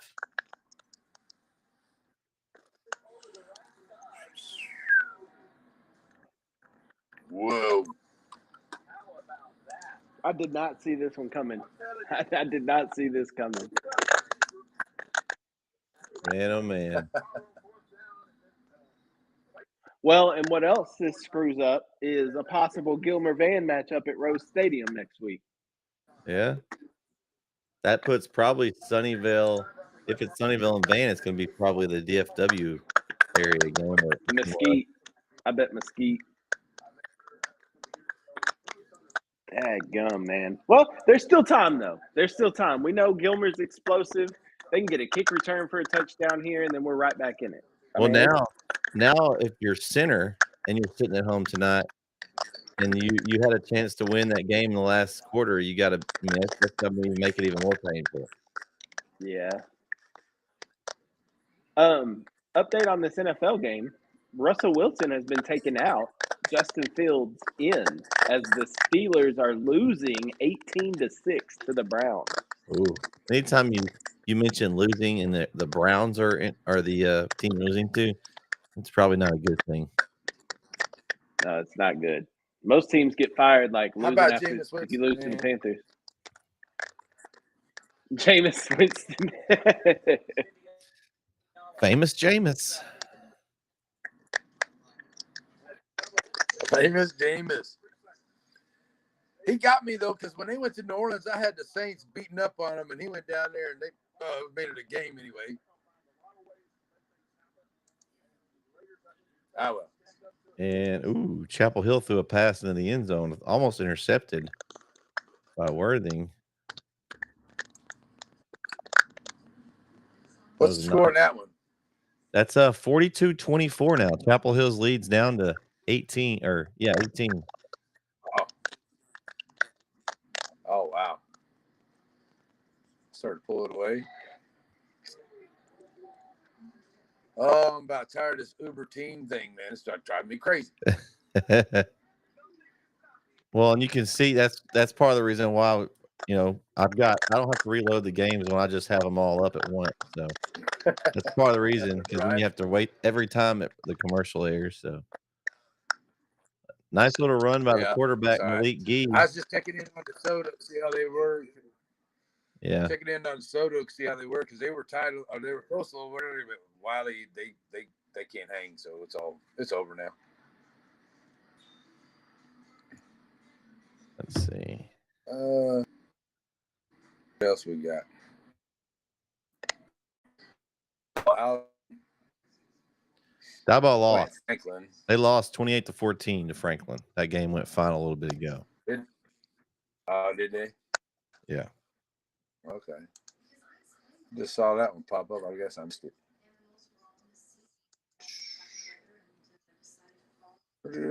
Edna Robert.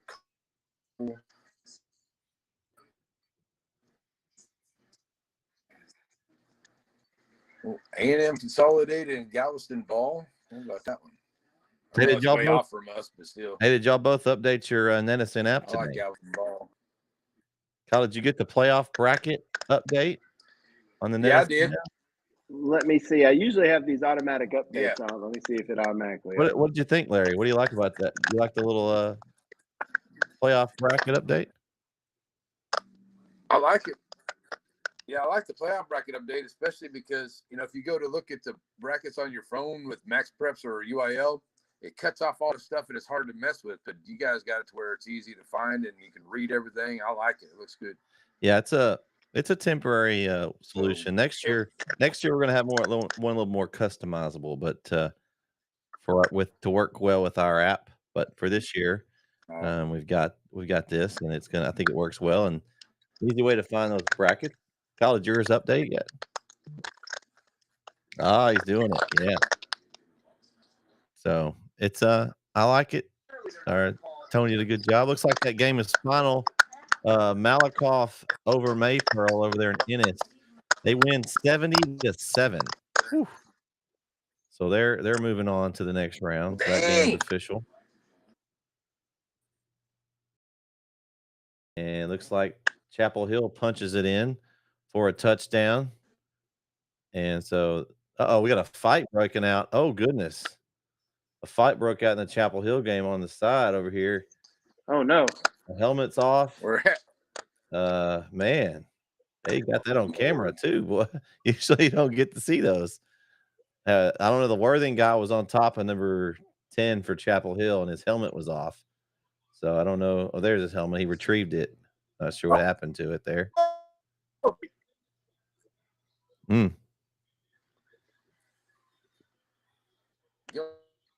tried to go long one and they get goal line.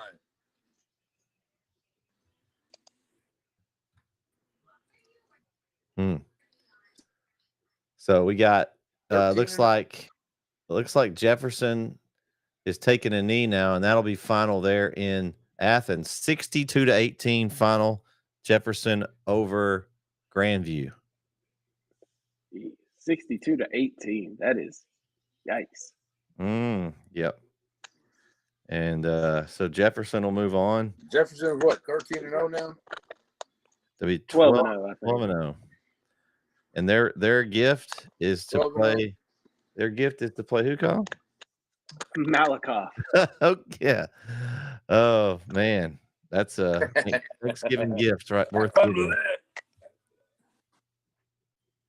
All right, Gilmer, quarterback keeper. He just goes down. So yeah, they're gonna run out of time here. I think I'm gonna go full screen with this one for a minute. You got Gilmer.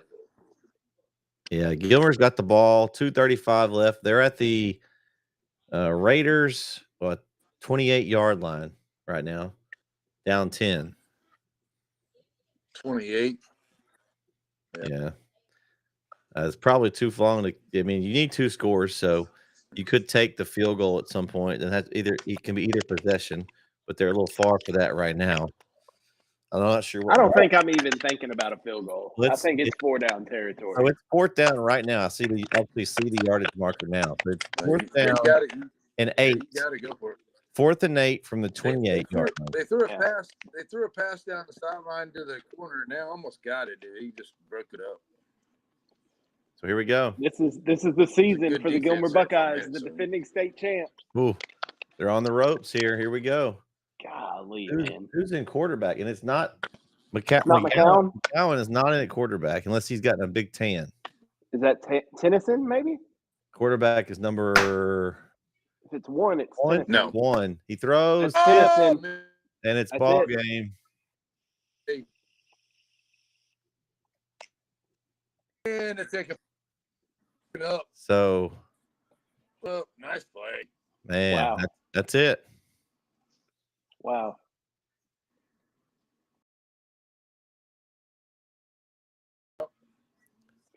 So it looks like Gilmer is going to go down. Oh, Hmm.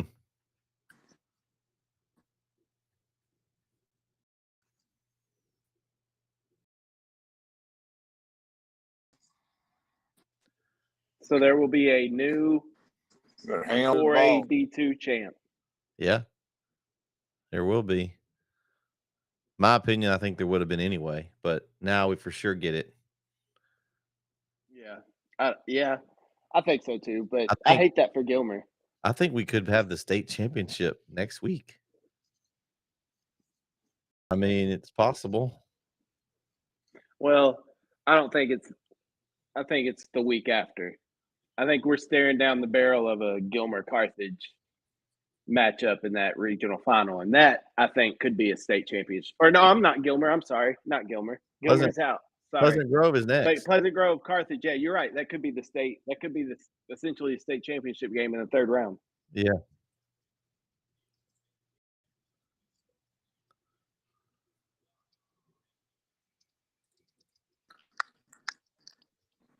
Man, this.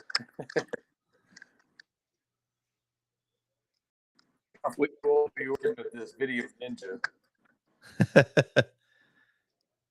Well, you got to get you a laptop, Larry. We got any other games, Brett? Let's see. Well, I got one. I guess I could have broke out the laptop. Yeah, Chapel Hill's still going. It's 49-24 right now. Looks like Chapel Hill has the ball again. They're across midfield. Looks like Brisbane's in at quarterback. He took the snap and ran with it. So he's getting a little run here late in the game. Maybe some extra prep for next week. But that was a straight quarterback draw play. I mean, it's Can't have those penalties late in the game. but yeah, he's in at QB. Oh, late in the game penalty. Oh no, famous Jameis just got strip sacked. Mm. Steelers getting the ball back, down by 5 with 7 minutes left. Brandon's happy. He needs to. I wonder if he's got the game on. I'm sure he does. He's got a blowout in Roy City, so I'm sure he's watching the Steelers game. That's true. That is true. Speaking of that, I'll go back and see what that. Hey, that Winsboro team, Brett. I haven't been high on Liberty Ilo. I've been a big Winsboro supporter, so maybe I'm biased, but I don't see any way that Winsboro team loses to Liberty Ilo. I just don't. I think they're playing with something extra.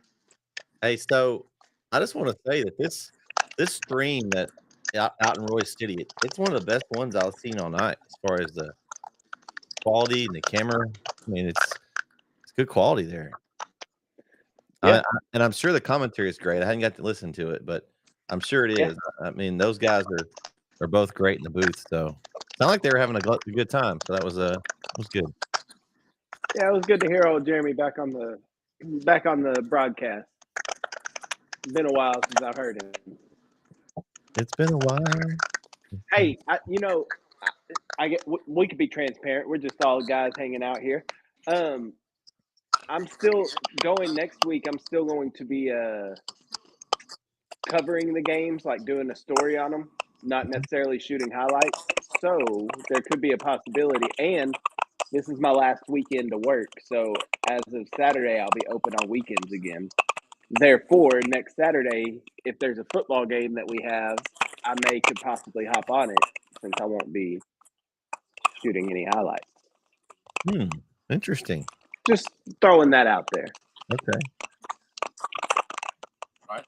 There we go. For somebody who misses getting to call football, I'm sure. I haven't called games in 2 years. I know. Right. Well, hopefully we'll get some good ones.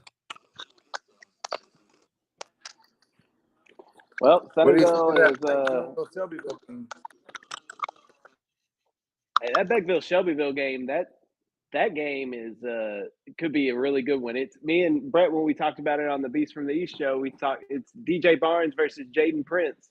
I took Prince, and Brett took DJ. At which you can't go wrong with either one of them, really. I think it's gonna be high scoring, 50, 60-point games by both teams. I don't think defense is gonna show up. I think it's gonna be all offense tomorrow night.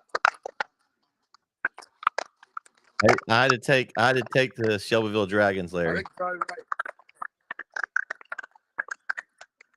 Well, I think that's a pretty good pick, and it's going to be really close. And I think the one thing it's going to come to is the offensive line, especially for Shelbyville. They've had an opportunity to play against Garrison and Joaquin.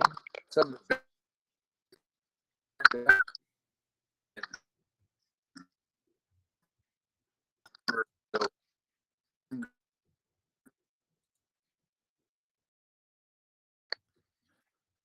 Man, I know Larry cut out there, but what he was saying is true about the offensive line. Shelbyville's played a harder district with a more physical district than Beckville has. Yeah. Right. Yeah. And Beckville's loss was Wascom. It was a 1-point game with Wascom and Shelbyville. Yeah. District 11 over. And intercepted, and that's going to do it. In Sulphur Springs is the defending state champs down in round 2. Wow. Yep. Man, oh man. We had some doozies tonight, but that was definitely the upset in my book.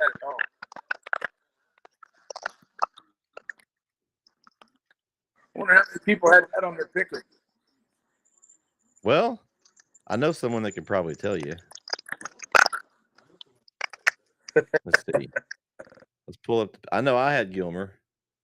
I mean, that was a game, I think, on our deal, wasn't it? Yeah. Yeah. We had 3 people out of 46 that made picks had Sunnyvale. So 3. Yeah. 3 people. And victory formation for Sunnyvale.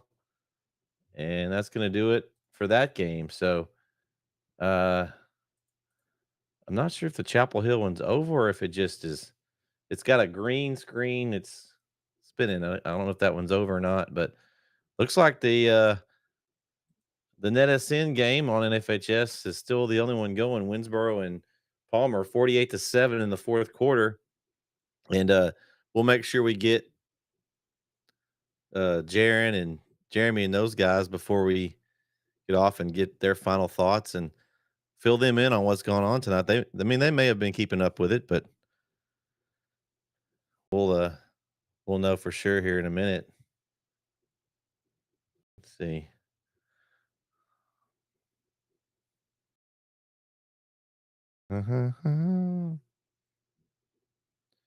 Yep, I'm 1-1 because I had Jefferson. 5 had Grandview, so I'm 1-1 so far.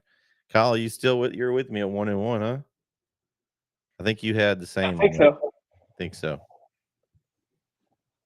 I had Jefferson. Is that what we're talking about? Jefferson in the Gilmer game? Mm-hmm. Yeah, I had Jefferson and Gilmer. So, yeah, 1-1.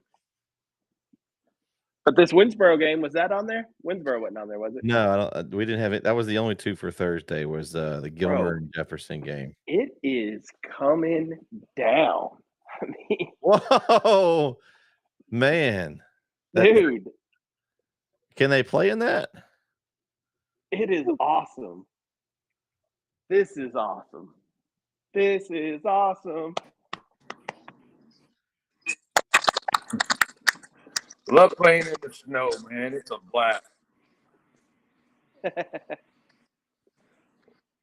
Man. But I think, Larry, you were talking a while ago and you kind of cut out. You were talking about the I guess the district giving Shelbyville a little bit of an advantage, a little bit tougher, a little bit bigger guys that they've been playing against.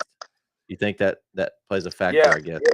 I mean, as far as some of those defensive lines and stuff, the lines we've been going against there for Shelbyville, the hip build is going to be huge next year. And a lot of those teams, they're just big. And I think that's going to help, especially like Garrett, Joaquin. It really helped out the offensive line here, and I think that's going to be advantage for Yeah, I know Joaquin has a big line because I got to see them in person. They got some brothers. I can't remember their names. There's like 4 or 5 of them are their cousins or brothers. I can't remember what their last name was, but they're all big dudes. Like every one of them. For who? For Joaquin. Oh, yeah. Yeah, I'm trying to remember. I'm trying to think of right off my head too, but yeah. See if I can pull that up. We got. Yeah, they got quite a few of those guys. See, I know Coach Jones sent me over this roster here this week, so let's see if I can find it. Because, I mean, you get a group like that, and it's hard. So you got who? Okay, the Cummings. You got Gavin Cummings. You got Brody Cummings. You got Braden Cummings. You got, and I think there's some other ones that are younger that may not play, but they were on the roster last week. I think there were 5 Cummings on the roster, and they're all big. They're all linemen, Right. and they feeding them some cornbread and whatever they feed them out there in the country. Because Coach Jones and all those guys, they're Joaquin boys. They were born and raised there now back there.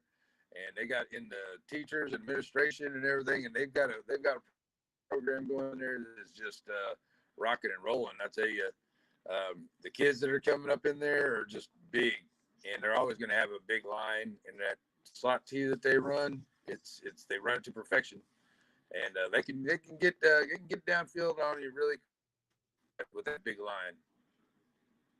Yeah. We're going to have a little bit of trouble with it, I do believe, this year. Yeah, seeing Cooper last year, they've got some big guys too, so it'll be interesting. I think the lines are going to play a big part in that game tomorrow night. You've got your skill position guys that are always important, but man, the line going back and forth between offense and defense line. I think that battle in the trenches is going to be huge. No pun intended. It'll be important tomorrow night. Yeah, that's gonna be big right there along with it because especially for Shelbyville and for Beckville, they're gonna have to try to get Prince loose there for Beckville, and Shelbyville just I think Shelbyville has a few more weapons, but they've got good length and height there receiver for Beckville, so if they can throw a few passes down there because they might get us a few inches, but we've got some good skill and some good experience in the back half, so Shelbyville should be pretty good, and Beckville's gonna be really good. I highly believe that it could go right down to the last possession in the last minute of the game. Yeah, I mean, I hope all these games tomorrow are good. I'm looking forward for a good one. Because tonight's games have been a little. Well, who's going?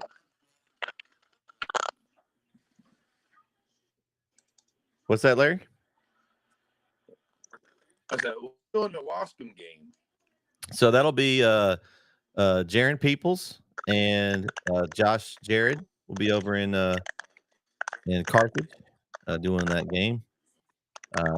I'll be over in Bullard for Joaquin and Cooper, and then Keith will be over in Pine Tree in Longview there for Troop and Decaf. Okay, so yeah, we're all over the place, aren't we? Yeah, so we've got some good football coming up tomorrow. It's going to be.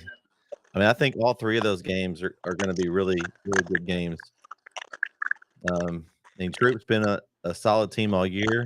A lot of people are picking Decab in this one. I mean, I have Troop, but I think it'll be a really good matchup. And of course, I think the 2 games. That's a trip on that one too.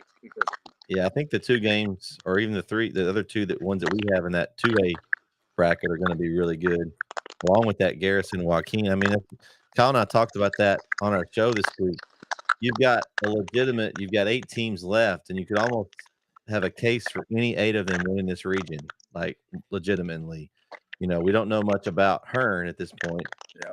But for sure, the other 7. I mean, you got Honeygrove and Cooper. You've got Joaquin, Shelbyville, Beckville, Garrison, Wascom. I mean, just all these teams. And no, I don't think it's really anybody's super better than the other. I think really the matchups is going to be important. We talked about it, just the matchups, and then how the game flow goes. If you're like a Joaquin team that likes to ball control, use your defense, run, you don't want to get yourself behind 21-0 early. You want to stay either ahead or in range, especially if you have a team that plays a similar style. That's what got them to win in Centerville. They got ahead by 10 there, and at the end of the game, Centerville was kind of forced to start throwing the ball a little more than they wanted to, and so that's the problem. You get a team that doesn't want to throw and they have to, then can you do it? And Centerville just wasn't able to come back. So, I mean, I think it's wide open. I really do. Yeah, like I said, the only one we were kind of thinking of is Hearn. Like I said, we didn't know much about them, and 0-6 to start the season. They went right through their district. They took care of Timpson, so they just got a lot of mo right now. So they could take it to Honey Grove. I mean, Honey Grove better be ready, but I think Honey Grove will win that one. But with the momentum and you're playing your best football coming in right now, Hearn could be one of those sleepers that come from the wild card position. All the time that you never know about, can make a lot of noise. Yeah. We got Ryder that says Franklin with eyes. I wonder if if you're looking for the Franklin score, Ryder, it was 28-14. They knocked off Diboll, and they're moving on to the next round. So we're still kind of, got Winsboro and Palmer going here. They had the 7:30 start. We thought the game was at 7. I don't know. Brandon was the only one in East Texas, I guess, that knew at the time the game was at 7:30. I don't know. I think we all thought it was at 7. Kyle, did you know it was at 7:30? No, no, I did not. I thought it was 7 o'clock kickoff. Yeah, Brandon's withholding information from us, I guess. He said he knew all day. Especially on Thursday, he started 7. Hey, at least it was 7:30, not 6:30. I guess they were there and ready to go. So that's better than the other. So hey, I'm about to get off here, guys. But everybody have a good call tomorrow. Brett, this was fun. We need to do this again. I think when we got hopefully some better games, we could all sit around and talk about some blowout. Hey, well, we made conversation out of it anyway, even though we had some blowouts. Yeah, I think this was a lot of fun, and it was kind of cool with people popping in and out all night, and it was a good conversation with a lot of different people, a lot of different guys. So, Kyle, have a good rest of your evening, and I guess you'll see Jaron over in Carthage tomorrow night for your Red Zone game of the week. Yes, sir. I'll be over there in Carthage tomorrow. If somebody's watching this and is in Carthage, don't be afraid to say hello. All right, he'll be the one with the red shirt on. You'll find with the Red Zone. Yeah. Red jacket. Red jacket. It's gonna be cold tomorrow night. All right. Well, stay bundled up tomorrow. You're gonna have a jacket on. Yeah. All right, guys. We'll see you. See you, Kyle. Thank Kyle for joining us tonight. So down to me and Larry again, and if you want to, we're gonna catch them at the end of this game, Larry. If you're welcome to stay on with us. Looks like Winsboro and Palmer. I can't see the time. They don't have the time on there because I'm not listening to the broadcast, but it is in the fourth quarter, 48-7. I mean, really, the game of the night to me was the Gilmer-Sunnyvale game by far. I don't think it kind of was the only game that was rather interesting, at least, in the second half. Yeah, because I mean, it was everything else just kind of got away from everything. It started to look really pretty good there at the beginning, but it started getting away from everybody on the one side after a while. So, but yeah, let's see if there's any. We can go over finals that we have for tonight. You have Chapel Hill beat Worthing 49-24. Carthage over Crum 56-13. Malakoff over Maypearl 70-7.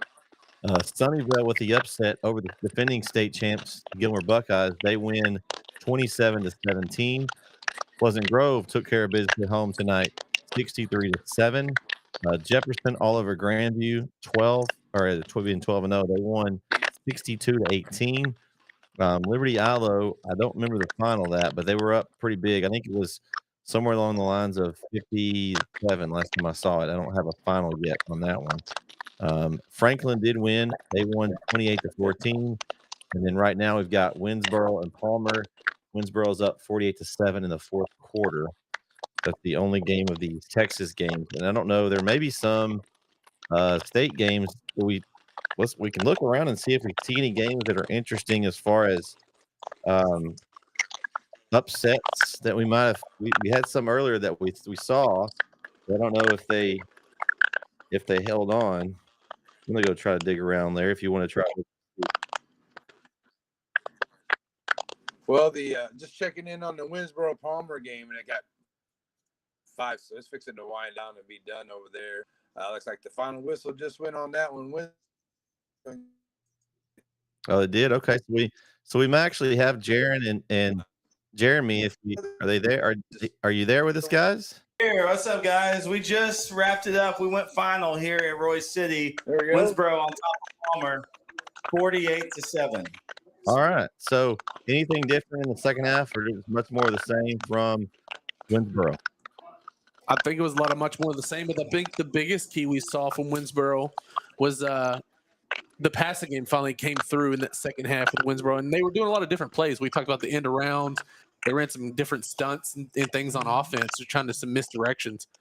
And one thing Jaron said is I might not have shown some of that on film yet, but to me, if you've ran it early on in the season, maybe they're just practicing some reps on it because if they do get that rematch with Malakoff again, that's going to be huge. They could show that now just to try to make people think, though. They have it in their arsenal. Yeah, that's right. true. So, great effort for the Bulldogs of Palmer. What we talked about, their quarterback, Eric Cisneros, he's just a junior. His brother, AJ Cisneros, is just a sophomore, and they're really the two biggest playmakers for that team. And so they've got a bright future, Coach Bose and the Bulldogs. So I think we'll see them again, definitely in the future. And so kudos to them. But it was all Red Raiders tonight, and I'll tell you, that's a good squad. This Winsboro team's a good squad. Very good squad. So I think we had a good feedback tonight, Jaron and Jeremy. We had about 10 different people on tonight. Overall, we had Coach Hubbard jumped in. The professor was on. We had Corey Marshall came out of hibernation and joined us. Larry hopped in on all night. He's still with us now. KO was on for most of the night. Man, just a great collaboration by the Netsn crew tonight. It was a lot of fun. And I think we should probably do this again sometime. Hopefully the games will be a little better. It was tonight were a little lopsided games, but overall, not any surprises except the defending state champs, the Gilmer Buckeyes, went down 27-17. Guys, I don't know if you saw any of that. Yeah, we did, and we were going to ask you guys about that. And here's what that does: if another team in East Texas that kind of opens the door for a little bit. Jeremy might be smiling over there. Yeah, so the Van Vandals. So the Van Vandals, who defeated Sunnyvale earlier in the season, they'll take on Van Alstyne tomorrow. And then if they beat Van Alstyne, then they're rematching against Sunnyvale. We kind of talked about you got. Well, I hope they beat Van Alstyne because I got a ticket there one day. I hate it. You got Pleasant Grove and Carthage playing next round. Could that be the de facto state championship? You gotta. I know you have to win the rest of them, but I'm just saying. Yeah, it could be. Graham had a big night. Graham had a big night tonight. They're got a solid squad. So is Wimberley, Sinton. So you've got some good squads there. But I think that's going to be that Carthage PG game next week is definitely one to watch. I'm going to say the winner of that game is probably your favorite going forward. I can say that. I'd say that. I agree with that. Definitely. Yeah. I think because, pretty much, most folks have Carthage winning the state. And so I think if PG beats them, depending on what the victory is, on how that victory looks, right, then I think that really turns some heads. So you may be right on that. So Yeah. Well, how'd it go? So you had good food. Winsboro got the win. Is Rob thawed out? Is he yeah, still? we'll check on him in a minute. But great accommodations tonight. Great call. It was a fun game to watch. Some good offense, and so I think it was a successful night for the Netsn crew here at Roy City, and we'll be heading east in just a few minutes. All right. Well, y'all be careful coming home, Jaron. We'll see you tomorrow night in Carthage for a big matchup between Garrison and Wascom. What I'm really going to be paying attention to is we're all three of us are going to have games in that 2A Division I bracket. Larry will be calling the Shelbyville Beckville game. You'll have Wascom Garrison. I've got Joaquin and Cooper. We got 3 out of the 4 games in that bracket, so I think all 3 will be really competitive. That bracket's pretty open, and it's open for the take, and I think all the teams are pretty evenly matched. So it'll be interesting to see how it goes. But you guys have a safe trip. Jeremy, thanks for jumping back in. We'll have you back anytime, and hope you had a good time with Darren up there. Yeah, definitely, man. Just glad to be back in the saddle again, I guess. Yeah, it's like riding a horse. All right, that was Darren and Jeremy. We thank them for joining us. And Larry, any final thoughts before we kind of close it out tonight?